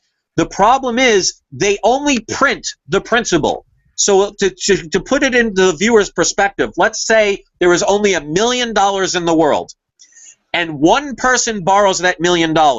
So he takes all of the money that's ever been created. Now, when you borrow money, you have to pay back interest. Well, if you borrowed all of the money in existence, that $1 million, how do you pay back the interest? They have to print more money, which creates more interest. That's the Ponzi scheme. So when you see on the news, when they talk about the fiscal cliff, when they talk about, we have to make sure we raise the debt ceiling, what they're telling you is we've maxed out the credit card. We need more money just to pay for the interest. So it can only go so high before a gallon of gas is $30 a gallon and a thing of bread is $50. So it's coming. We just don't know when. And if you're not prepared, you're going to be in for a lot of hard times. What are some of those things you know this is coming. You know where we're at. You know what's coming next. What are some of the things you're doing personally to prepare for this? I've stocked up, and I don't use it as fear. This, to me, is not an end-of-the-world scenario, because if you know what you're doing to protect yourself, you're fine. It's the people that don't protect themselves that are the problem. So I've always told people, even if you just did it to save yourself money, because you see how food prices rise all the time, and you see like things what happened in Hurricane Sandy, it could take one emergency for all of a sudden to be no food on the shelves. Sure. Stock yourself with food and water. I've told people, convert 20% of your assets to physical gold and silver to protect yourself. Be aware of your surroundings and pay attention. The more dependent you are on a government, the more easily you can be controlled. The more independent you are, the better off you'll be. That's why, for example, in my house, I make my own organic soaps. I make my own organic shampoos. I make things myself. So this way, if there's ever a problem where you can't get something, I know how to make it. And that's why so many people in the Great Depression survived, because the people in the Great Depression, they had their own farms. They built their own houses. They had livestock. The people today have the internet and video games. If something as simple as a power outage shut off everything for a month, you know how many people would die because they have enough food for a week? So it's not to scare people, it's to let them know that even if just a snowstorm comes, if you're prepared, you won't be one of those people waiting in line hoping you'll get that last bottle of water. Great points, man. I want to say hi to our, give a shout out to the audience listening there in the chat room. If they want to answer some questions or anything, because I can't see any of the comments, so if they have questions. What I'm going to do is bring this up here and So you've invited or you've brought some of your not only fans but some of your haters as well. So we'll give them a shout out. Please, they've been following me for years. Hello, haters. Thanks for coming. It wasn't a surprise. Yeah, I hear that. They follow me. So I was kidding off air. You were talking about how like the trolls haven't been getting it. Oh, you'll get them now. But I appreciate everyone listening live. This is kind of an improv chat we decided to throw together. But Joel's Quantum Heart Logic, appreciate you being out there, sticking with us tonight. Meat Pocket 00, thanks for joining us. Let's see, we've got QC Hemp 420 talking about who regulates, the oligarchs. That's true, no doubt about that. Death to Fiat says, dude, we hear you, pipe it down. Yeah, I'm familiar with that, gentleman. And a Truth Seeker out there has already spotted the Death to Fiat, so apparently that is a troll. And Yep. like Truth Seeker says, your ass stinks like a troll, so I know truth, so yep, that means death is out of here. But that's the point right there. Is you see how these people follow you, Chris? I mean, wherever you go. I mean, this wasn't announced. This wasn't in advance. These people have to be monitoring you in real time, and whatever you do, they're going to be on you. And what they do. They actually subscribe to my channel, and as soon as I put out a video, no matter what the content, they will instantly thumb it down. And the funny part is, for years, that would annoy me so much. And then I realized it's a compliment, because if I wasn't speaking truth, then why would they care to bring me down? Why would they need to silence me?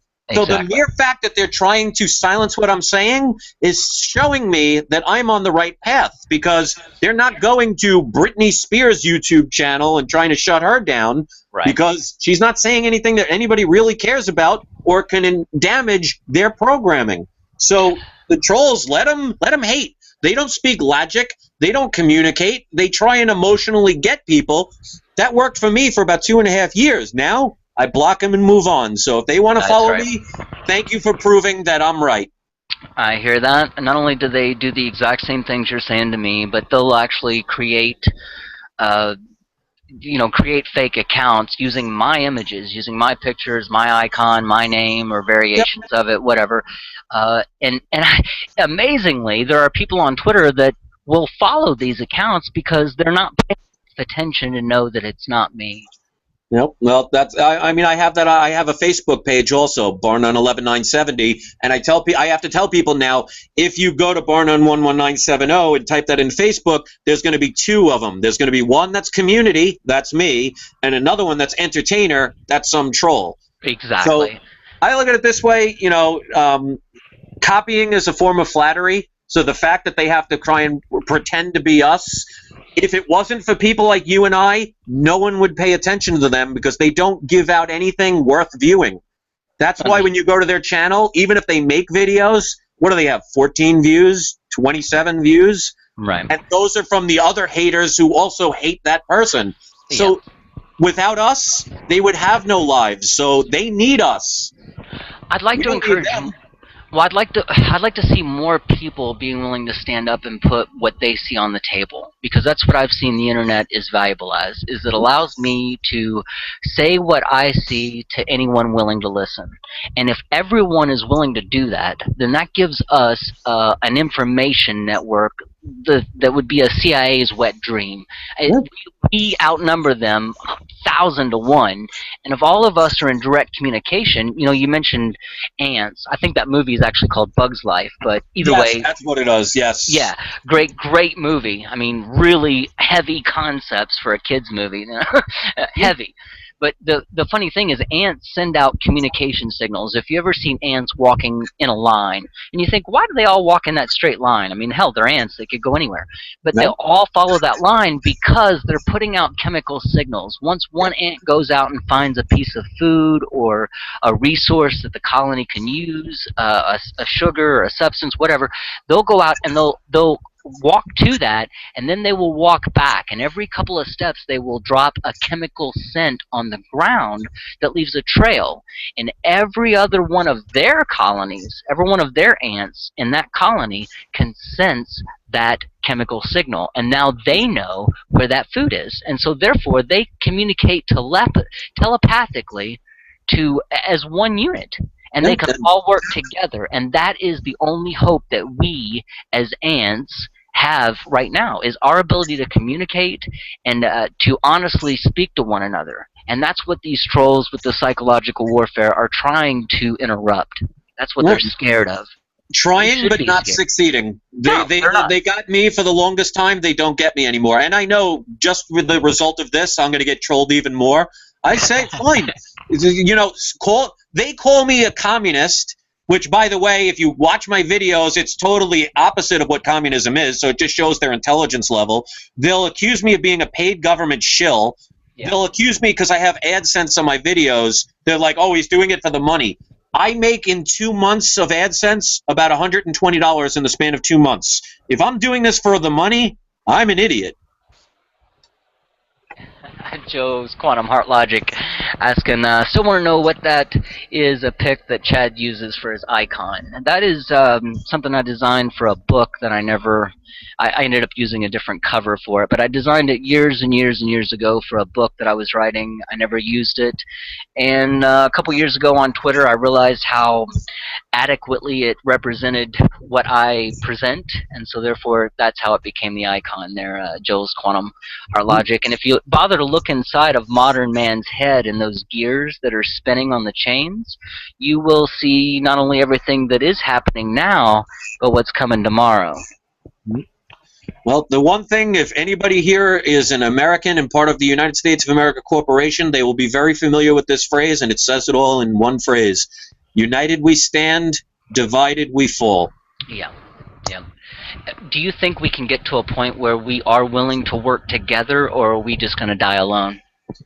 Honestly, that depends on the people. If the average person cares more about what the Kardashians are doing and dumping ice water on their heads, those people are going to be in for rude awakenings. The people that are awake have been awake for long enough to know they're prepared for any scenario. So, unfortunately, if the people, like they say, he who laughs last laughs best. So these trolls can laugh at people like us because there hasn't been a collapse yet. Like I have my most famous troll, and I'm not even going to even talk about his name, give him any credit. He has videos on his channel that say, because I always talked about a potential collapse in the future. So he would make videos and say, oh, I zoomed into this glass looking for an economic collapse. In other words, he's mocking the fact that there hasn't been a collapse yet. Well, if you have spent all of your life in a car and you haven't got into a car accident and said, oh, I filmed, I didn't get into a car accident. Well, if you get into one tomorrow and you die, it makes all the times it didn't happen irrelevant. So I always tell people when it comes to preparing for things, it's better to be 5 years too early than 5 seconds too short. So people like you and I who have been familiar with this, we've prepared for this maybe years in advance. But to the person who will wait until one day they hear on the news that you no longer have access to your bank account, they're not going to be able to do anything.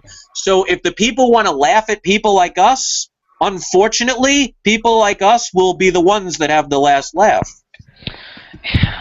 It depends on them. It really depends on the people. I can't, I mean, there's some days where I'll get glimmers of hope, and I think, you know what, all right, people are waking up in enough of an amount to make a critical mass where we might be able to reach this before we hit a breaking point. And then there's other days where I see how people are they love the machine. They really do. They beg for slavery. They love it. They love to be controlled. They like to have their thoughts neatly given to them so they can just repeat them without a whole lot of thought taking place, because God knows that's a lot of work. So, and those are the people that are going to be lining up for the FEMA camps because, like I said, they won't use any guns. But let's put it this way. Have you prepared? You have food and water and things like that? A little. I'm behind. I feel like I'm behind the curve on this. But yeah, I do.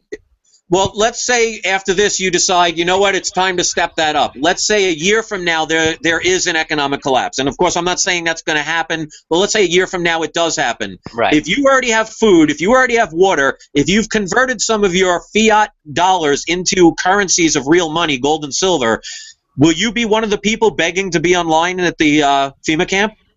No, but you will be considered one of the holdouts or one of the terrorists or one of the people not going along with the program because everybody else is getting in line and going into their FEMA camp, and you're one of those holdouts. You're one of those domestic tourists out there that are Well, what if you were online to jump off a cliff and everybody was saying that because you walked off that line, you're an idiot and you're a coward and you're a fool while they all jumped to their deaths? Would you really care what they thought? No, I hear you, but I also would like to see where we don't have to get to that point.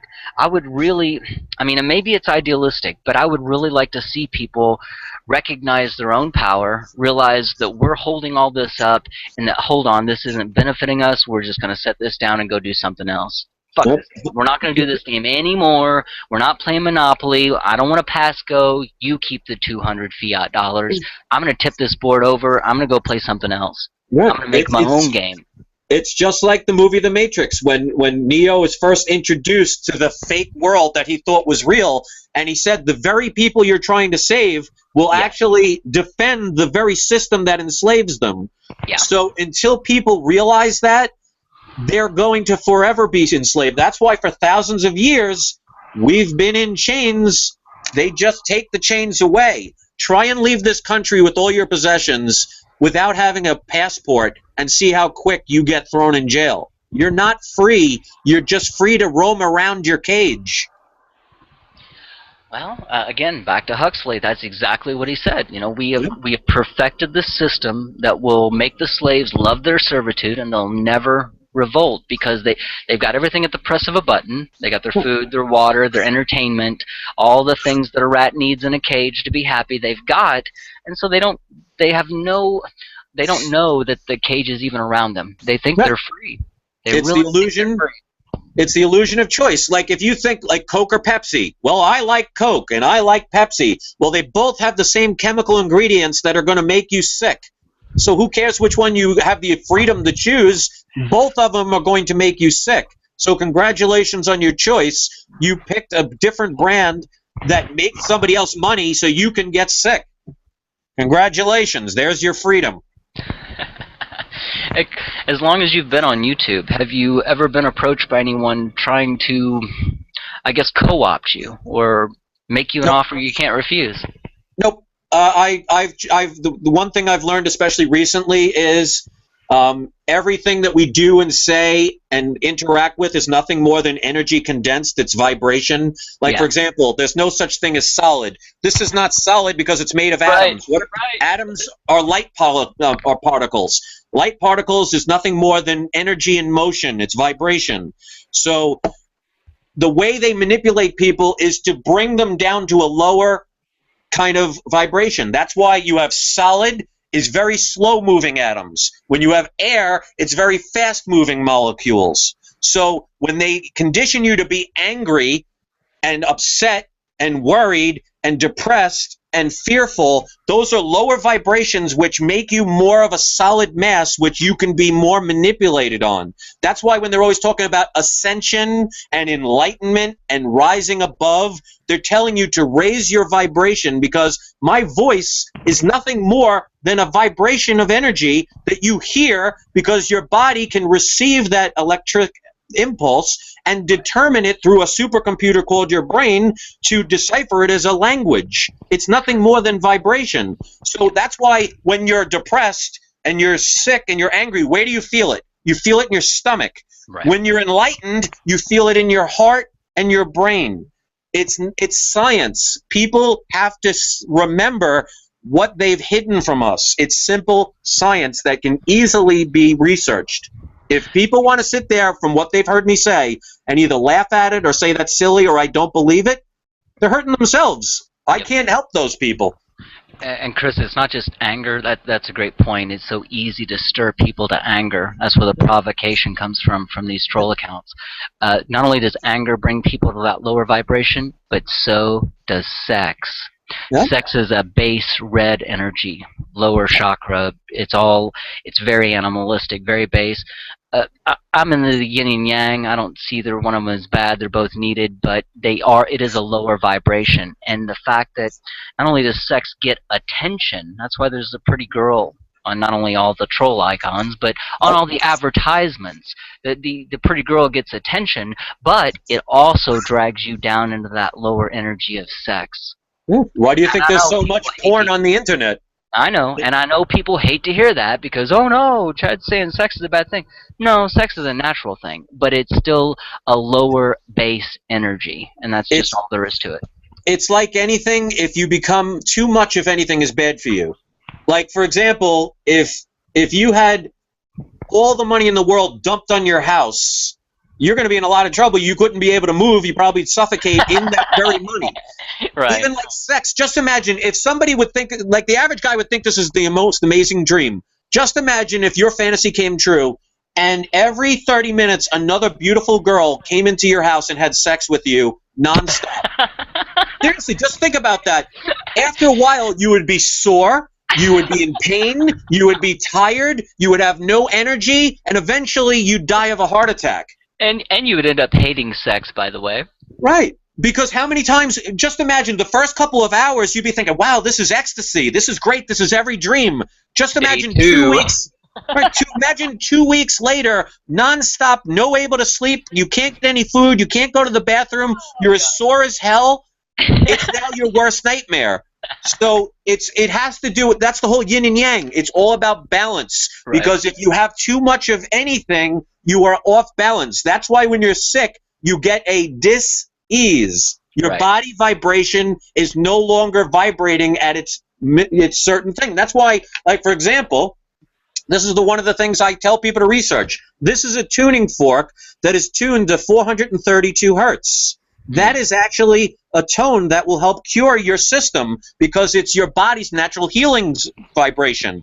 What people don't know is they record your TV show, you listen to your music, it's all done in 440 hertz, which actually disrupts you internally. You just don't know it, and just because you don't know it does not mean it can't affect you. I mean, I want somebody to go to Fukushima and tell me that radiation that they can't see, they can't smell, they can't taste is not going to kill them. Exactly. Plain and simple. People have been led to believe that just because you can't see something, it's not there and it can't harm you. Well, you'll find out soon enough. And they've also been trained and programmed to believe that if you don't believe in something, it can't affect you. I don't believe in radiation, so I can stand here and it won't harm me. I always give the example of gravity. You know, you can not believe in gravity all you like, and I can still push you off a building. Have somebody stand on a bridge, have somebody stand on the Golden Gate Bridge and say, I don't believe if I jump off, I will fall. And watch how quick they fall to their death. Belief is irrelevant, but they want you to not have the truth. They want you to have a belief. Because if you have a belief, you can be easily programmed in one direction and you will fight the very people trying to wake you up. It's almost like if you're asleep and you are having the best dream in the world. Let's say you're asleep in your house and you're dreaming about the best, wildest fantasy you've ever had and you don't want to wake up. And your roommate smells smoke and wakes up and realizes that the house is on fire.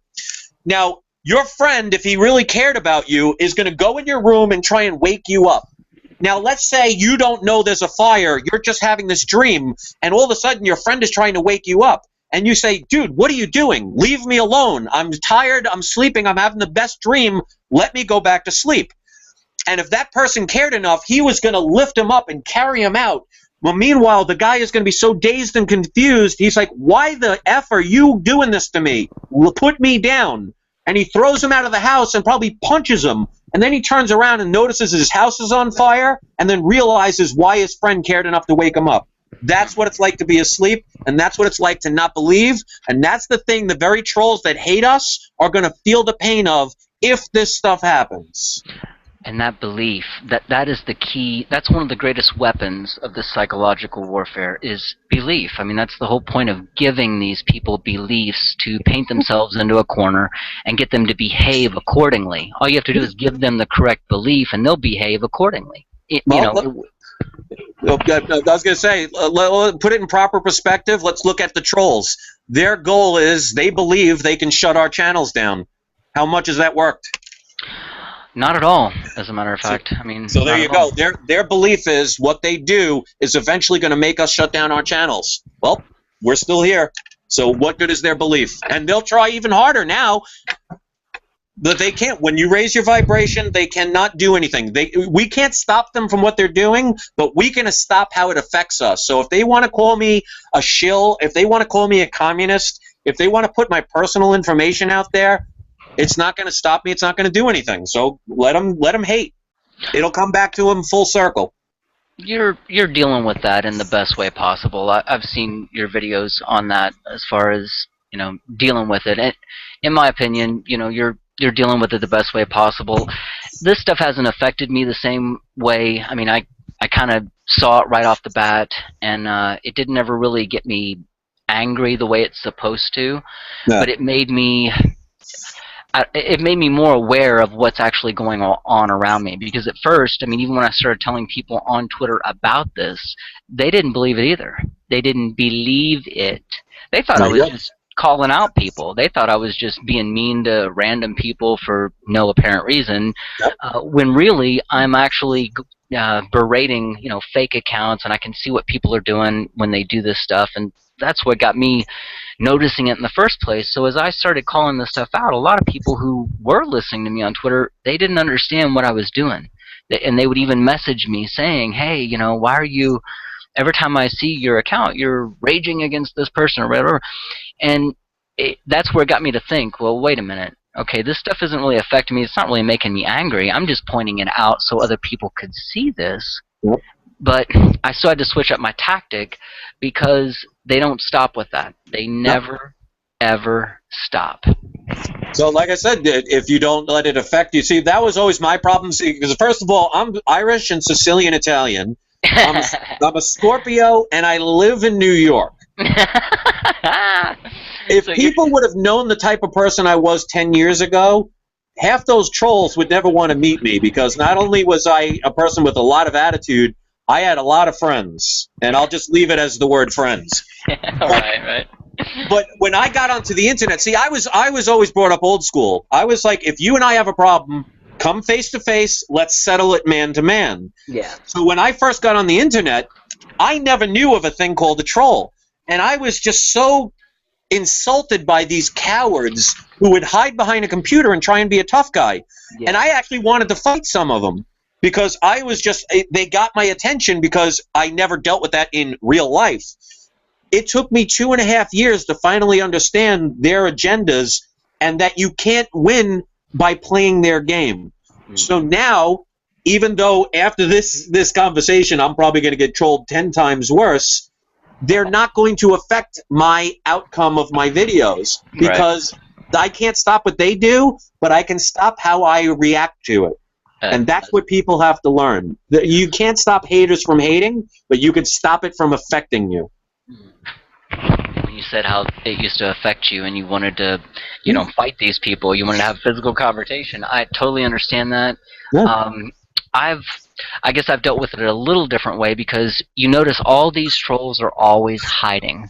They're so scared. None of them ever use their name, their face, their location. They always have to hide, because they wouldn't dare go out on the street corner and start yelling the things that they're posting on the internet.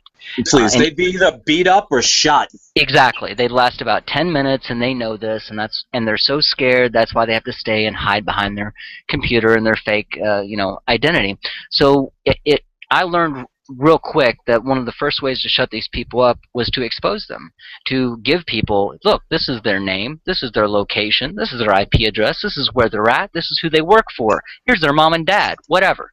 And all of a sudden, when I started doing that, I mean, some people got on me at Twitter for that, not at Twitter, but on Twitter. They got on me for that, saying, oh, that's rude, that's mean. I don't care. It's effective. I'm a pragmatist. I'll do what works, whatever it takes. I'll do what works. And these people, I've noticed that once they're exposed, they will close their accounts, they'll run away, because they don't want any of the things they've ever said to come back on them. And Chris, I don't know if you know this or not, but some of these trolls, they are professionals. A lot of them are coming from the GWA advertising agency in Pennsylvania. Advertising agencies are being hired, contracted by government agencies to run these psychological operations or marketing campaigns, whichever way you want to call them. And these same people from the GWA agency in Pennsylvania with Steve Fagnano, if you guys need his number and extension, just let me know. Give it to people, these people are, this is a job for them, and they make a lot of money doing it, and they're out there to sell a campaign, just as if you were to go to the agency and say, hey, I want to hire you guys to promote my new album or my new book or whatever. They would create 5,000 or 10,000 fake accounts to go out there and sing your praises and give you marketing bots. They are the Benedict Arnolds of this generation. They are sellouts. They are traitors. And just imagine the average person hearing that for the first time, that there are people willing to take money to sell out the people trying to save you from a corrupt system. And to attack them. These cowards, these traitors sell out their country for dollars that may one day be worthless. That's why one of the biggest reasons why I want this collapse to happen is I want the very people, those very trolls that get paid to do that, to find out that all their blood money they got is now just as worthless for them that it is for everybody else. And then they'll see the stupidity of their cowardness. You reap what you sow. So these trolls that are listening to this, I hope that you get to experience the very vibration that you send, and you will see the harm that it causes that you created yourself. So if they were smart, they would actually go on the right side that might not be as glamorous, which may not be as profitable, but it will definitely not haunt you in one time or another in the future, because it will. In my experience, Chris, these people don't care. They're not smart enough to care. In fact, we actually talked with one of them on the Green Dragon last night. He jumped on the chat with us and played his little troll game for a couple minutes until we spotted what he was doing.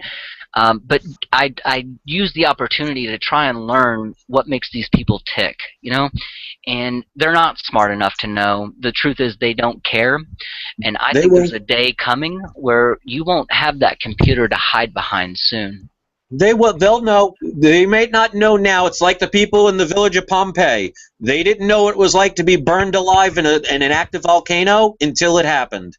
Right. So they won't know until they know. Once they know, they're going to regret the decisions and choices they made. That's karma. That's the yin and the yang. That's the energy. Because energy is nothing more than light and magnetism, you get what you give. So those very people are going to profit for a little while, and then one day all of that glamour, all of that fortune is going to be taken away from them tenfold worse than what they gave out. And they can laugh all they want, and it might not happen for another 10 years, another 15 years, but when it does happen, they'll remember what I said. I think you're right. And I appreciate people like you that are out there doing what you can. Everybody can only do what we can. And I say this all the time, but it is going to take all of us. There's people all the time on Twitter telling me, thank you for what you do, this and that, and blah, blah, blah, keep doing this and all that. And I appreciate the support, but what I really would rather see, I don't want the pat on the back. I want everyone else to stand up and say what they see too. Because if we start doing that, they're done. They are done. They have to lose the fear, because what happens is they're so afraid that if they speak out, they'll think that they'll get in trouble, or they'll say, "Oh, well, I'm just one person. What could I do?" Well, one person called me one day back in 2011 when I was just doing my channel used to be just cartoons. And then one day, because for 6 months, I would average about 10 views per video for the first 6 months. I decided, you know what, I'm going to make a video about some of my silver. And then all of a sudden, people started watching. One day, I got a phone call because people were telling me, well, there's manipulation in silver. Then they said manipulation in government. One person called me up and dumped 4 hours worth of knowledge on me in one day. And I went from a sheeple who played video games and loved President Obama and thought America could do no wrong, to all of a sudden having a channel where I've influenced thousands of people. So one person can make a difference if you let go of the fear. And the funny part is, when it comes to the trolls, months ago, like about a year or two ago, I wasn't going anywhere on my channel. I wasn't happy. I was running out of things to say. I was ready to quit. But because of the trolls and their trolling and hatred for me, it motivated me to work even harder. So the ironic part is that the trolls' job is to get rid of me. If they would have said nothing, time would have went by, I would have been bored, I would have quit on my own. But because they bombarded me with the hatred, it made me stay longer, to the point where I will be on this channel until I'm dead or the problem gets solved. So they are causing the exact opposite by trolling me. So if they want to troll me, they're going to motivate me even more. If they would have left me alone, I wouldn't even have a channel right now. Understand. I totally understand that, and I agree with you. We might be of the same personality type that push me, I'm going to push back. But that's not, everyone's not like that. And I have personally seen friends of mine that have left Twitter, YouTube, wherever, because they couldn't handle it, and it was affecting them, and they didn't see any value in doing what they were doing anyway. So why bother? You know. Yep. But it does turn some people away. I'm curious though. That person that called you that day. I mean, was they just breaking it down to you of, hey, look, this is what's going on, or what did they say to you that got you to say, all right, you know, let's do this?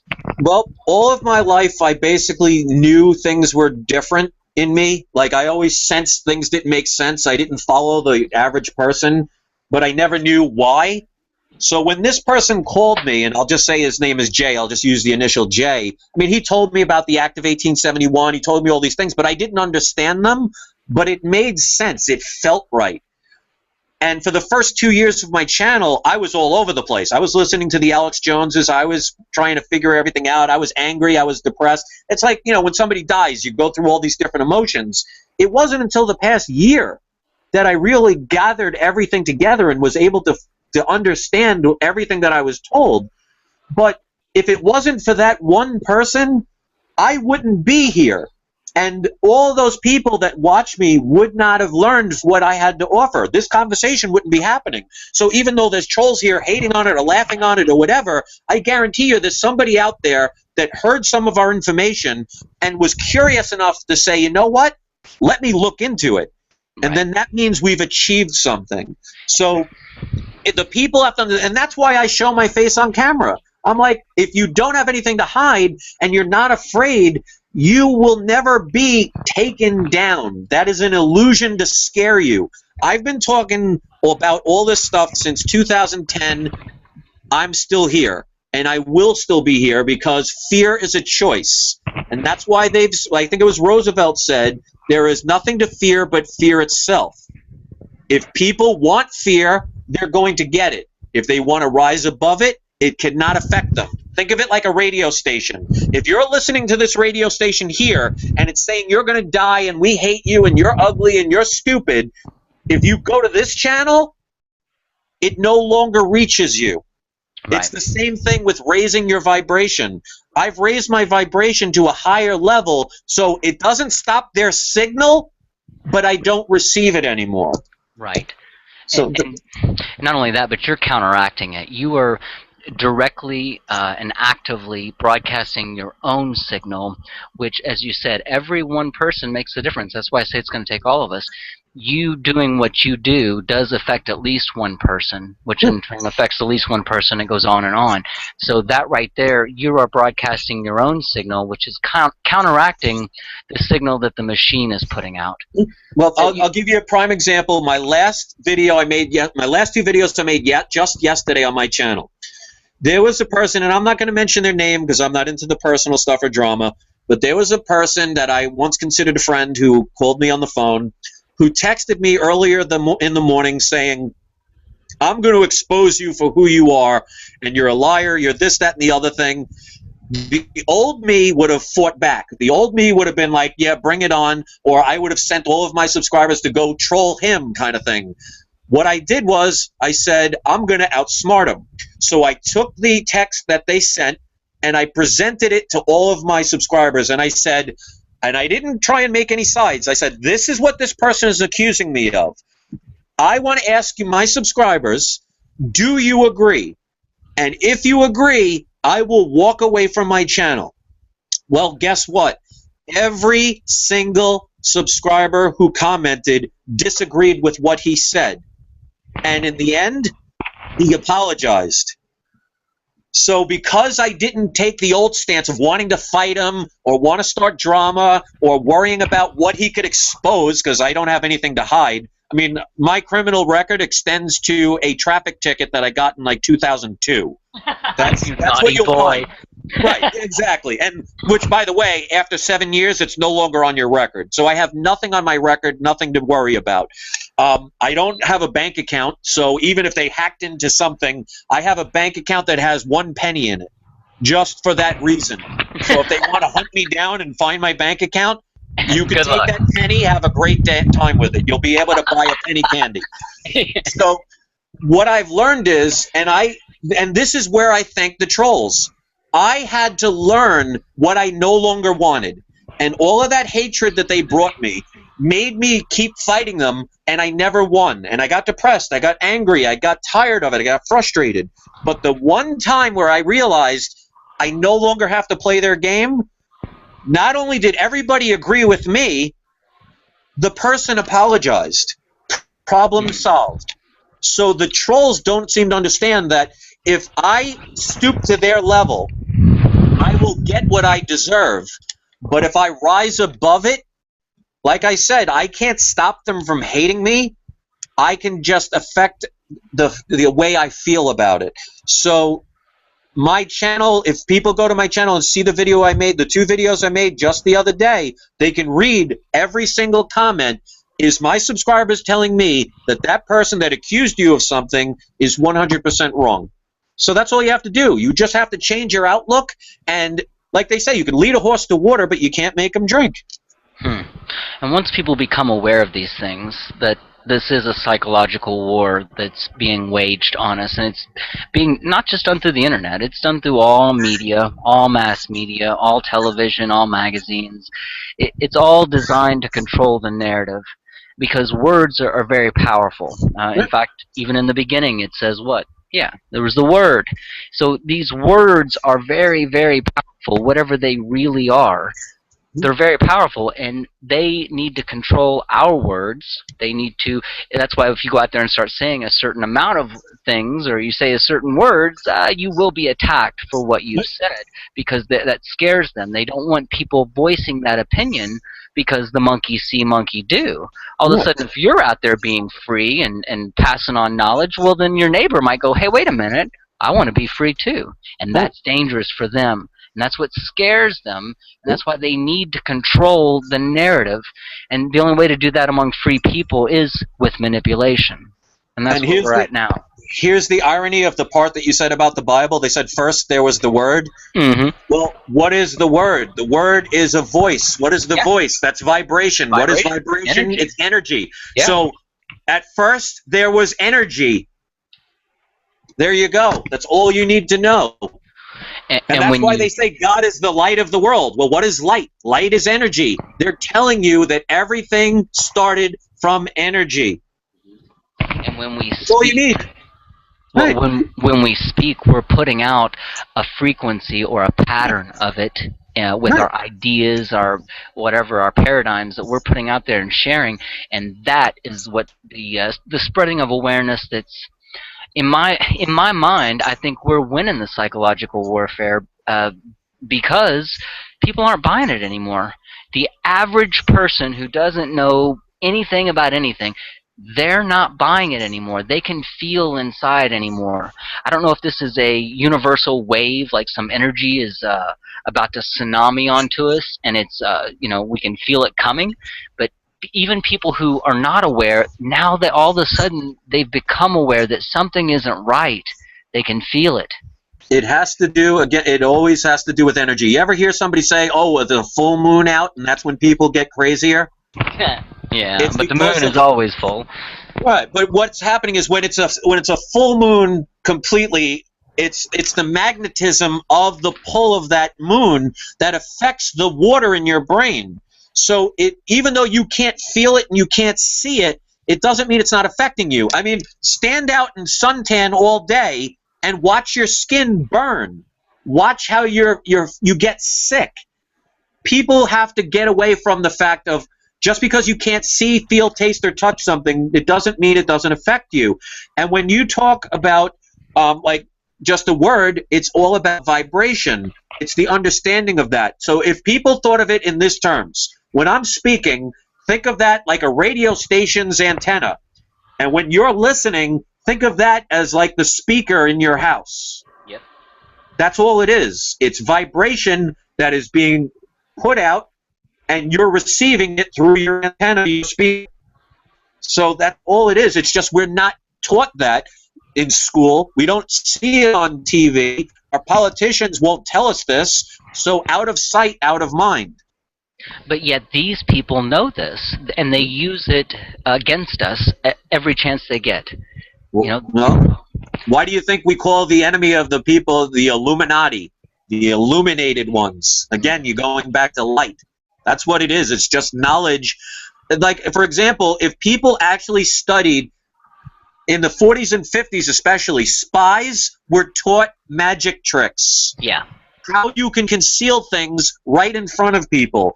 Right. They have been training the psychological aspects of things for decades. They are experts at it, and just because you can't see it or just because you think you saw something does not mean that is what it is. That's the illusion. That's a great example of television. I mean, that Yep. showing the illusion and getting people to believe the lie is how the mind control is forwarded.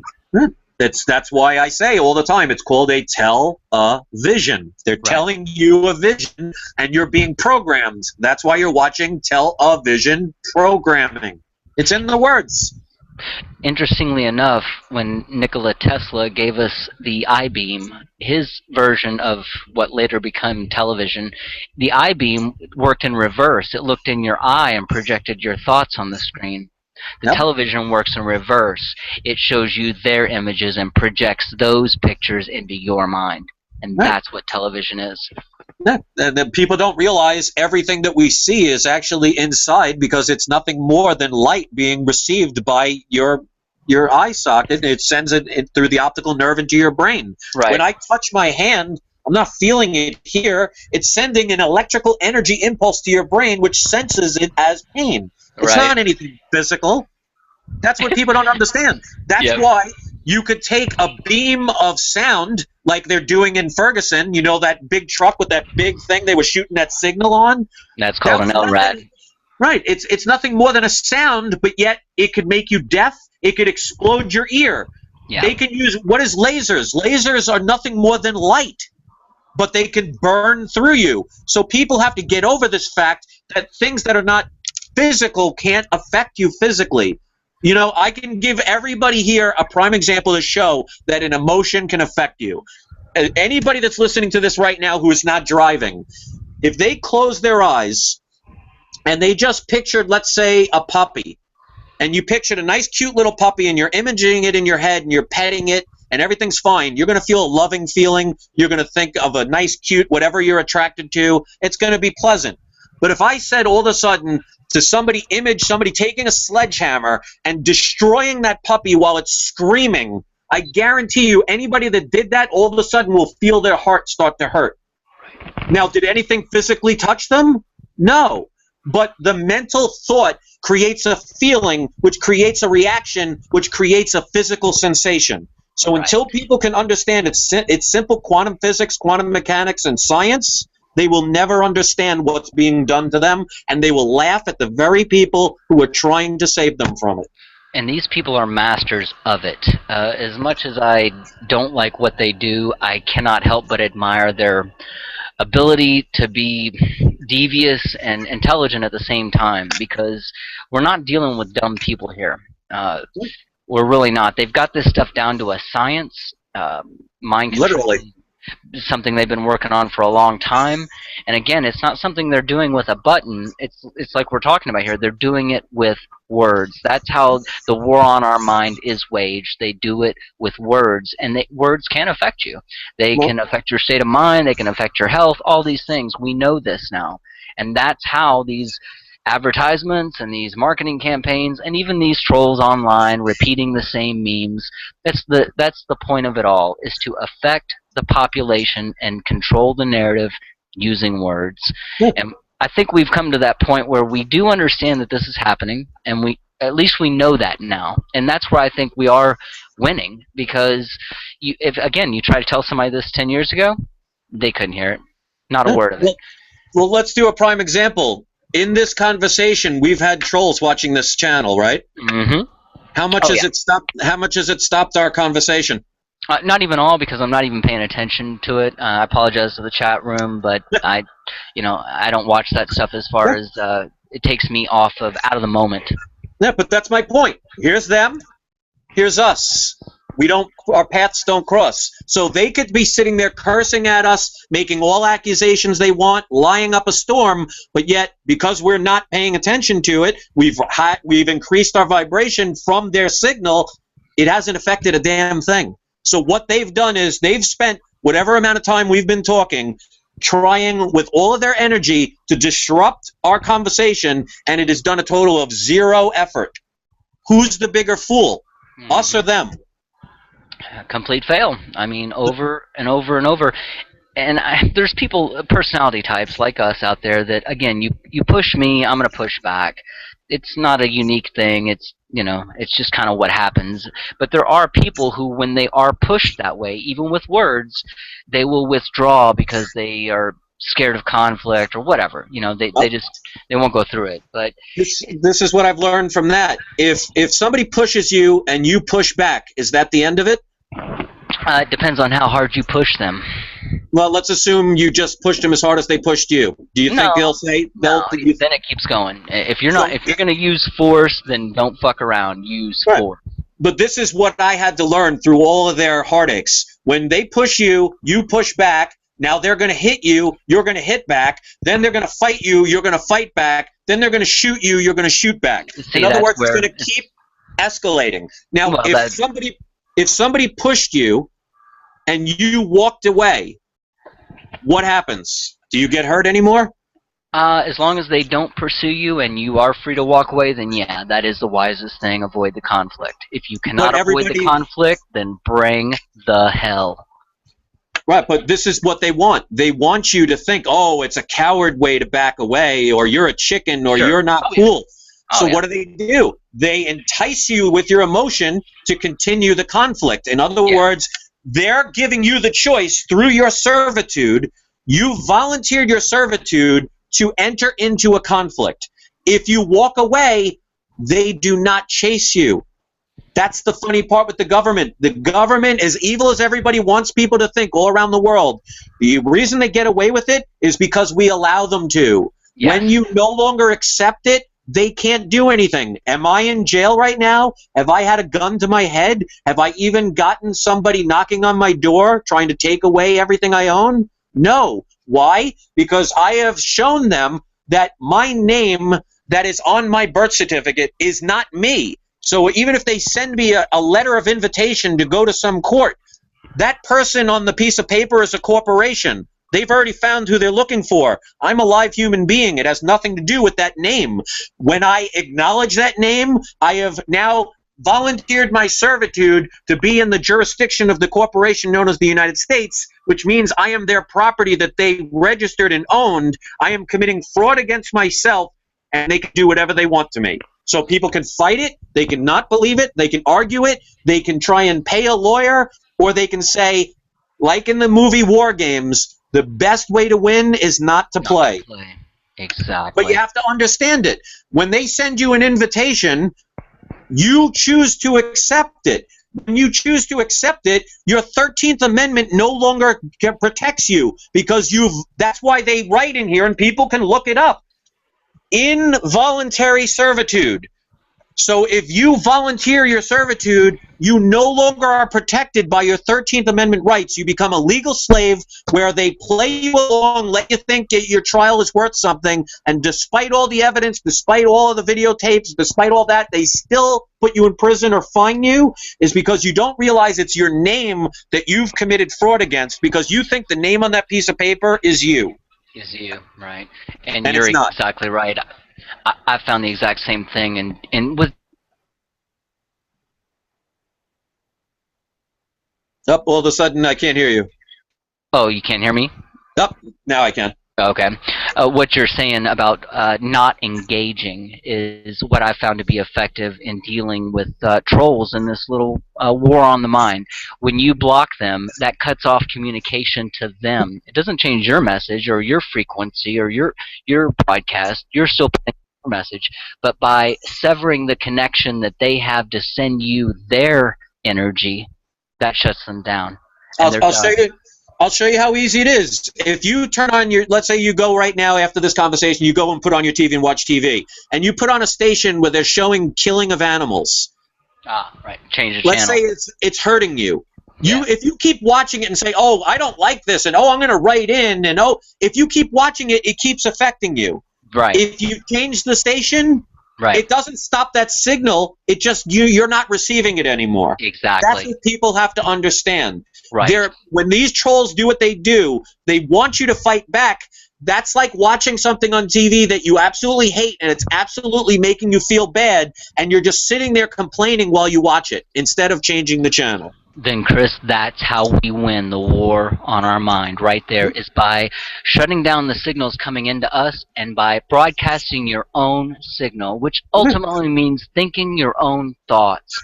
Yeah. I'm not asking people to listen to Chad. I know Chris isn't listening to, asking people to listen to Chris. I've listened to this guy for a couple of weeks, and just like those trolls were trying to tell you that you're manipulating people and that whatever, that shit doesn't work on people like us. It doesn't. I can spot manipulation just through language. I know words enough to understand when people are using them to be manipulative, and it irritates me. I can't even listen to it. It bothers me. So I don't subscribe to those people. I don't listen to them. The very moment that I hear that manipulation is being used, however subtle, I'm done listening. You just lost my attention.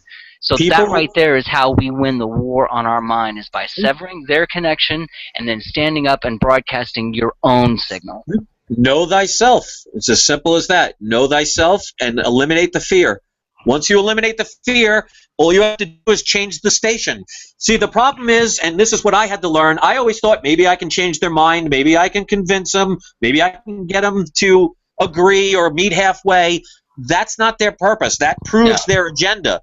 Right. I stopped caring about what they thought of me, and I continued my message and just shut off their channel. Now I don't have the illusion of thinking I can change them or they'll go away. Like I said, after this, I guarantee you I'm going to have 10,000 more thumbs down on my videos. But it no longer affects me. If the worst they can do is thumb down my video or put out my name out there, congratulations. I could do the same thing. The funny thing is, if they knew some of the contacts I've gotten from doing this, I could make simple phone calls and things could be interesting. But I've learned this. Just because you can doesn't mean you should. I heard you say that the other day on your video, and I like that. I like the sentiment. It does make sense. And I have ability. I mean, I have ability, and so therefore, I have to go between that gray line of I can, I definitely can. Should I? And the only, I guess, what determines my response in that situation is, does this serve a higher benefit for all of us? Is this mutually beneficial for everybody involved? And if it is, I'm a practicist. I'll do it. Because I'm sure you can attest to this. People like you and I will be attacked, will be ignored, will be ridiculed, will be insulted for only trying to help people. We won't make millions off of this. We won't get a book deal. We won't get a movie. We won't be cheered. Girls aren't going to take their panties off and throw them at us down the street. But it's right. That's Those right. trolls will never understand that, yes, they're making probably a lot of money doing this. Yes, they have a lot of people backing them up. But no one will ever say that troll was a good person. When they're dead and gone, nobody will give a rat's behind. I guarantee if you or I died tomorrow, and I hope it doesn't happen, but even if it does, we're light and we're electricity, so we can't die anyway. But if Right. we're off this four-dimensional planet called Earth, and we no longer exist, I guarantee you people that follow us will be sad and miss us. You're A right. troll, nobody will care about. That's why they're angry. That's why they're bitter. And that's why the only way they can earn a living is to sell out other good people so they could make money. Otherwise, they are useless bottom feeders that have no purpose in life. I don't hate them anymore. I feel sorry for them. And well, I agree with you 100%. I mean, they are to the point where they're not only can they not contribute anything, but they want to be a part of something, and the only way they know to be a part of something is by attacking something else and Because to get it's easy. themselves in the middle. Yeah, it is. It's a lot easier. Yeah. But Chris, I think we covered it though. I mean, that right there is the answer as far as shutting down the signal and getting people to start having, I don't want to say faith because I don't like that word, but starting to trust their own signal. When you start trusting your own thoughts enough to broadcast them openly, and I'm not telling you you got to do this on the internet or you got to have a radio show or anything like that. I'm just talking about be this way in the world. Whoever's standing beside you in line at the checkout, talk to them in a real way. Be open and honest with whoever you are. And yes, when you come on the internet, be the same way. Be that same way and broadcast what you see because it is as valuable, far more valuable than what Fox and CNN is showing you. And if you put your pictures out there, other people will resonate with them and you will have an effect on this world the same way these people who are playing the psychological warfare game on us are having their effect. It's all about how strong of a person can you be. And if you know anything about the Wizard of Oz, you have the power to go home all along. Right. It's just Dorothy had to have fear. She had to have courage, heart, and brains to realize that she had the power to go home all along. What they're trying to tell you through symbolism is you have that same power, but sometimes you have to go through scary stuff that you have to put your heart into and be very brave and think about what you're doing to realize that you have the power. Look within yourself. This is your house. These are your temples. They're talking even in religion. Look inside yourself. If your eye be single, let it be filled with light. They're trying to tell you what you will not listen to and what they are trying to steer you against. So it's all about knowing that you can't control what anybody else does. You can just control how it affects you, and you take back your power. That's what it's all about. I choose to no longer give and use voluntary servitude to give my power to someone else. That's a choice, and I can choose to not do it. And when people realize it's a choice, like they say, knowledge is power. Know yourself. Knowledge becomes power once it's applied, and when we individually come together and collectively do what you just said, then we win. Right. And that's the bottom line.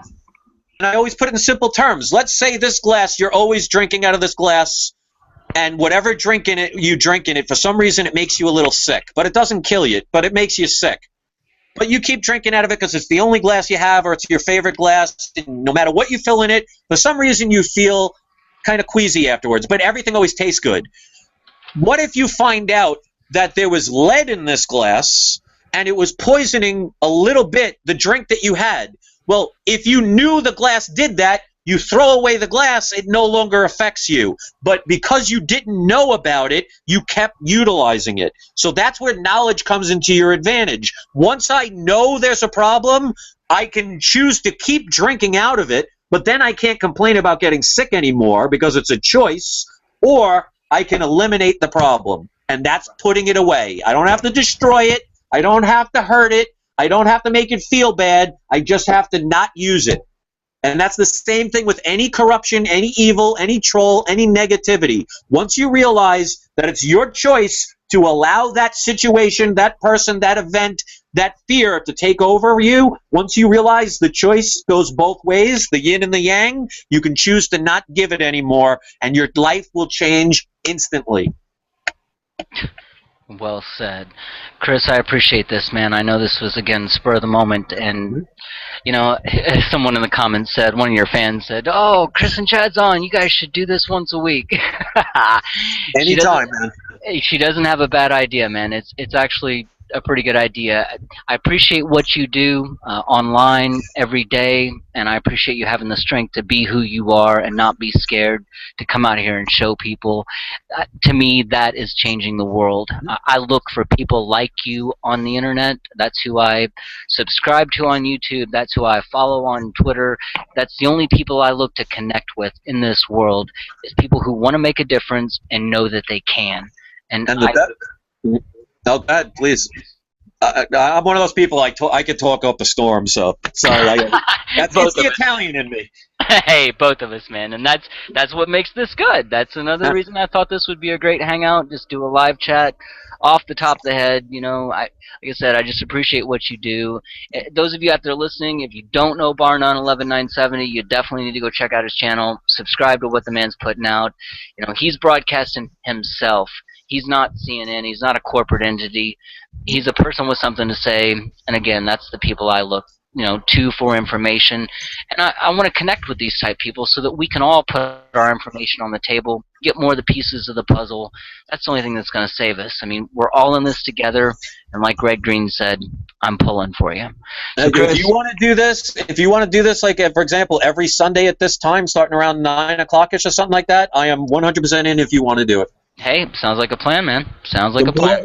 The more we talk about this, the more people will start losing their fear, because they'll see actions speak louder than words. And if they see we can do it, and we're still here, and things are still evolving and getting better, then maybe somebody might say, you know what, it's time I do it. Stop trying and start doing, and you will succeed. And I'll show people really quick, because I know you probably want to go. Trying means you don't want to do something. And I'll give you a prime example. I'm holding this pen. If I try and drop it, that's going to sound very strange. If I just let it go, it drops. So I didn't try and drop it, I just did it. Right. That's what it all boils down to. It's all choice, and if you try something, it means it's not worth doing. It's just a matter of how you perceive it. Like Yoda told us, do or do not. There is no try.